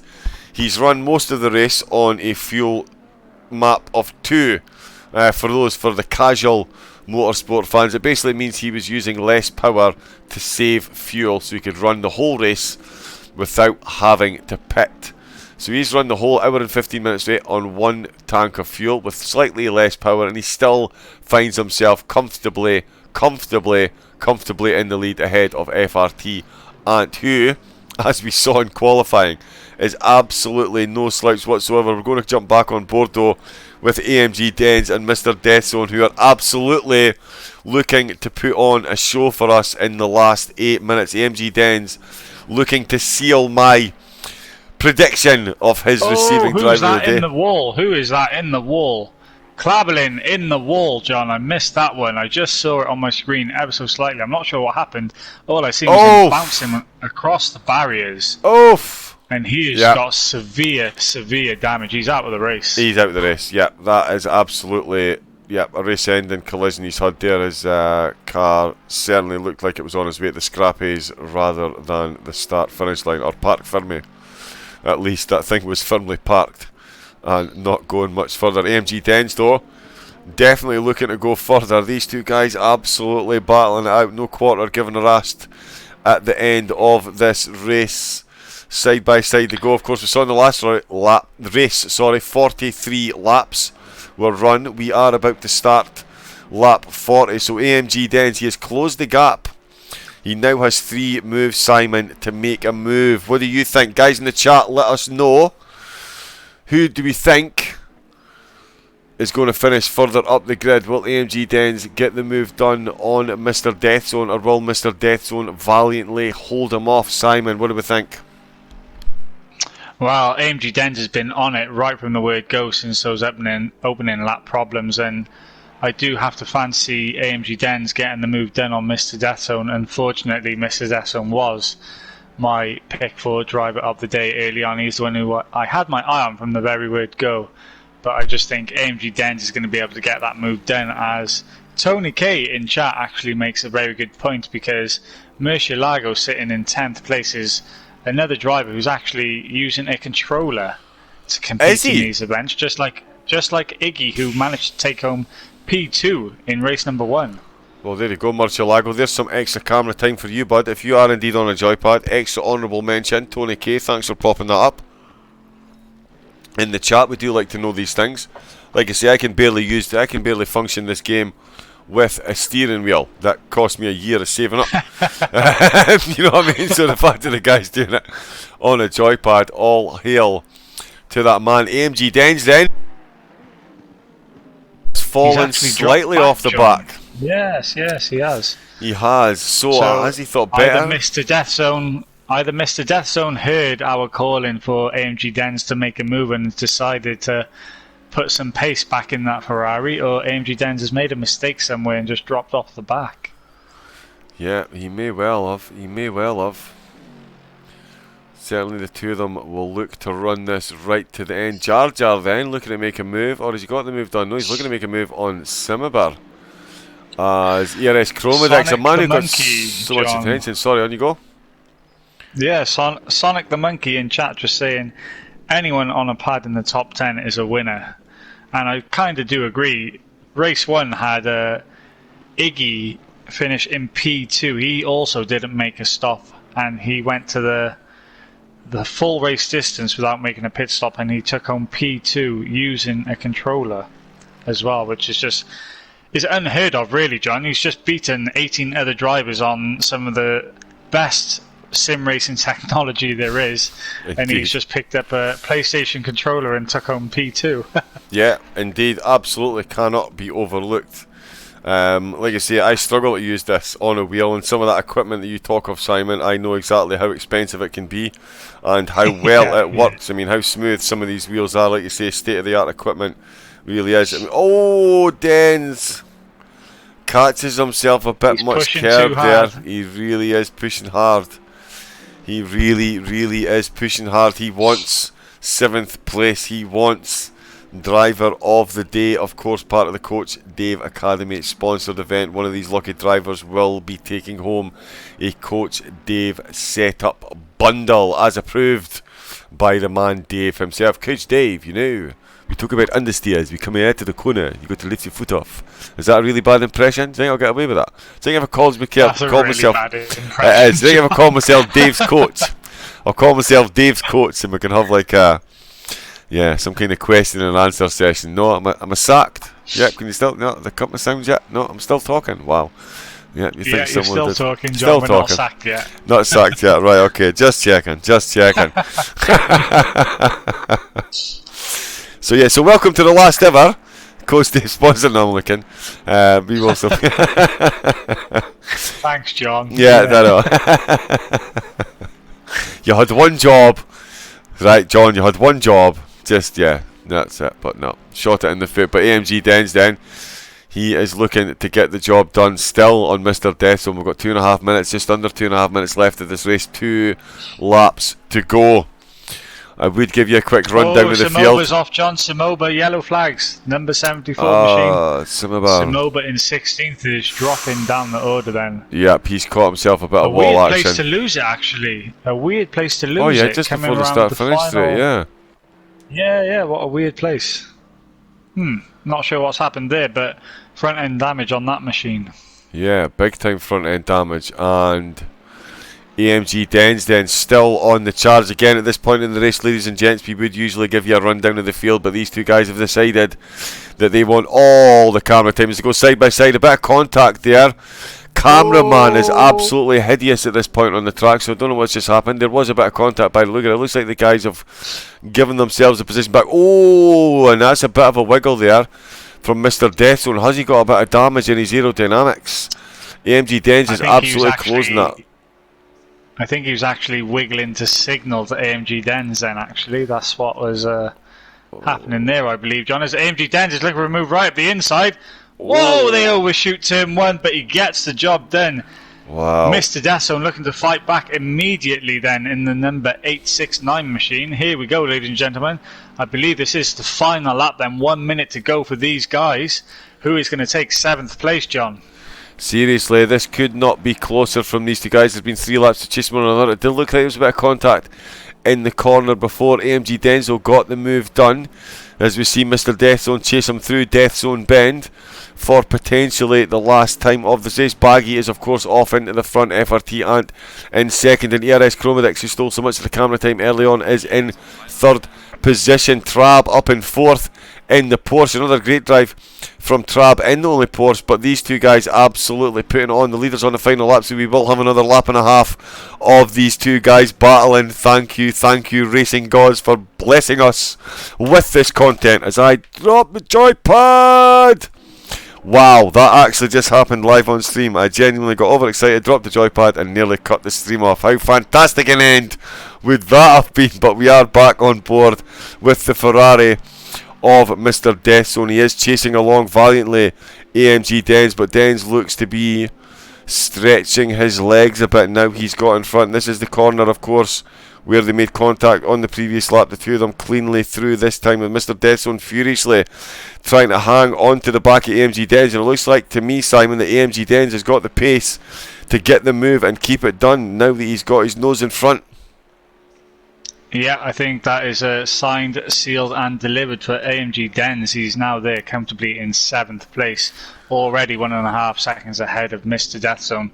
So I wonder if in that little bit of contact they had, that Mr. Deathzone just picked up some damage on these final 2 laps, that is now just seeing him drop off the back of AMG Dens, or it is, like you said, AMG Dens has had the speed in his pocket and he was just waiting for an opportunity to get the job done, where basically he's left it to the final lap to seal it. And yeah, fantastic racing from these guys once again. Yep, really is. We are on board with our race leader and winner, Indigo Lime's very own Baggy 38. Another outstanding performance. They really do need to open up a brand new thesaurus for superlatives purely to describe the driving talent of this man. Does it with a no-stop strategy.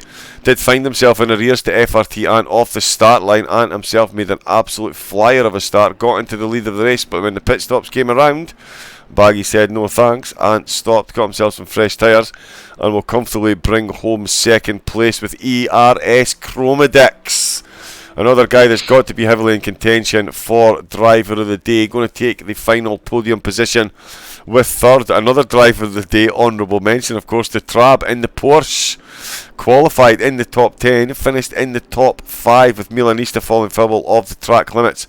Getting himself a drive-through penalty, but still hanging on to 5th place. So let's not underestimate that drive for a second. ACM Fra in 6, AMG Densden. Perfect timing, crossing the line to take 7th, qualified in 3rd, dropped down to 15th and find himself back to 7th. Truly remarkable drive from him. Mr. Death Zone then as well, another fantastic drive, finds himself up to 8th and still flashing his lights at AMG Den, so I don't think that matter is done and dusted. We will certainly find out in the stewards room afterwards. One of the many perks of the job. The matter then in 9th, and Murcielago, honourable mention 2.0 for our second joypad driver this evening.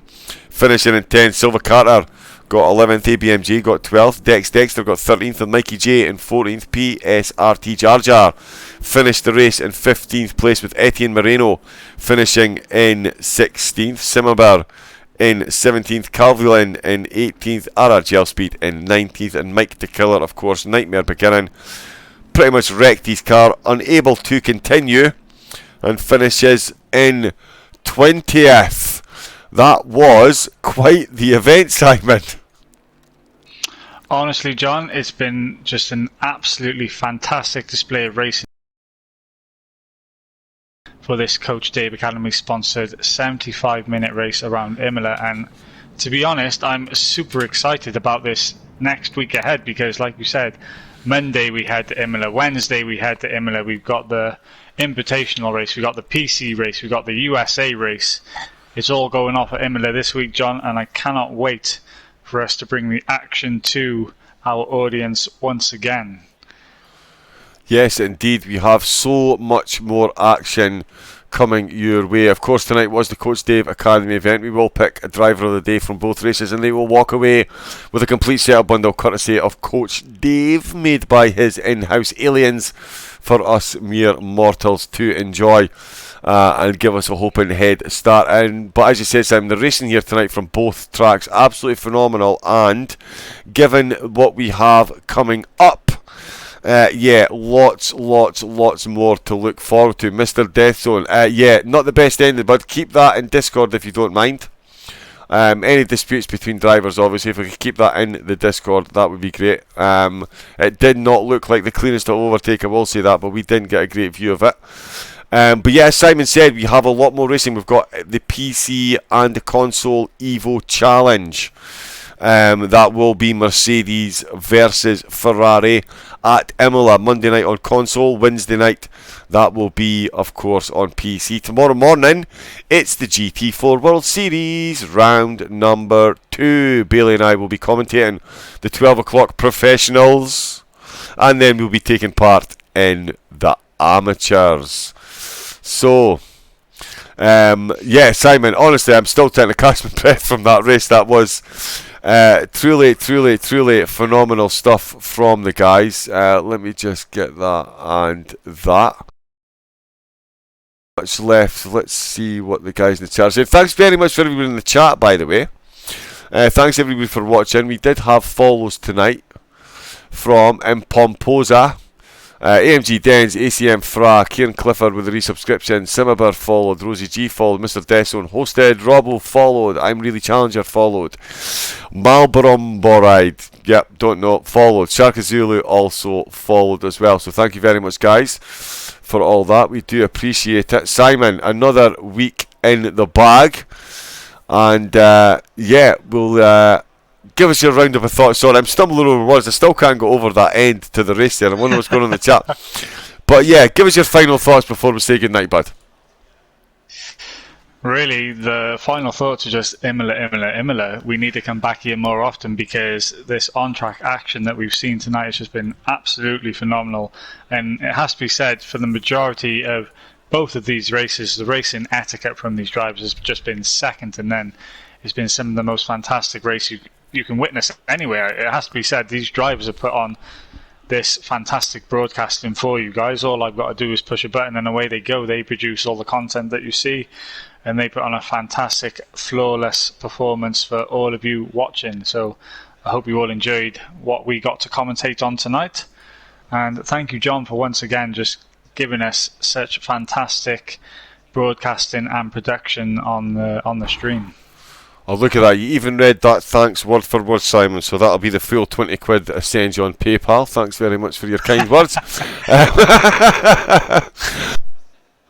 Once again, to everyone in the chat, we are going to do what communities do best. I will say a quick good night, Simon. I'll say a quick good night as well. But what we're going to do before I go off to watch the UFC, one of our numbers has indeed been taken on by a professional racing team, and he is taking part this evening in his first 24-hour endurance race. He is live. This is his first of 3 stints. He's got a stint now, he's got a stint at 4 in the morning, and then he's got a stint tomorrow about 1 o'clock. So he's doing that. So, most importantly, get on SOP's Motorsports Discord. Come and join in the racing. Come and say hi. Give us a like and a follow on Twitter so you can keep up to date with everything going on. We love the interactions. You could be on track, okay? We put in, as Simon said, all joking aside, there is a fair bit of effort goes into making all this stuff work for you guys, keeping it nice and smooth, making it look pretty and presentable, and we genuinely do love you guys interacting and getting involved. So we'll see you again. Like I say, I'll be back commentating with Bailey, SOP Curly Red, first thing tomorrow morning for the GT4. Then I'll be back Monday night with Rainmeister to give you the console Evo challenge. Wednesday night will be the PC Evo challenge. What more could you lucky people want? So before we go and raid Homeschool Racer to wish him luck on his adventure this evening, nothing left to do but say good night, Simon.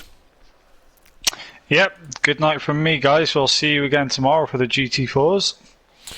And it is a good night for me. Enjoy Homeschool Racer. When you get in there, remember, declare SOP raid. Get your SOP emotes out. Let them know where the love is coming from. And please do jump in and enjoy. And with Bailey. So, thank you all once again, and we'll see you all soon. Good night.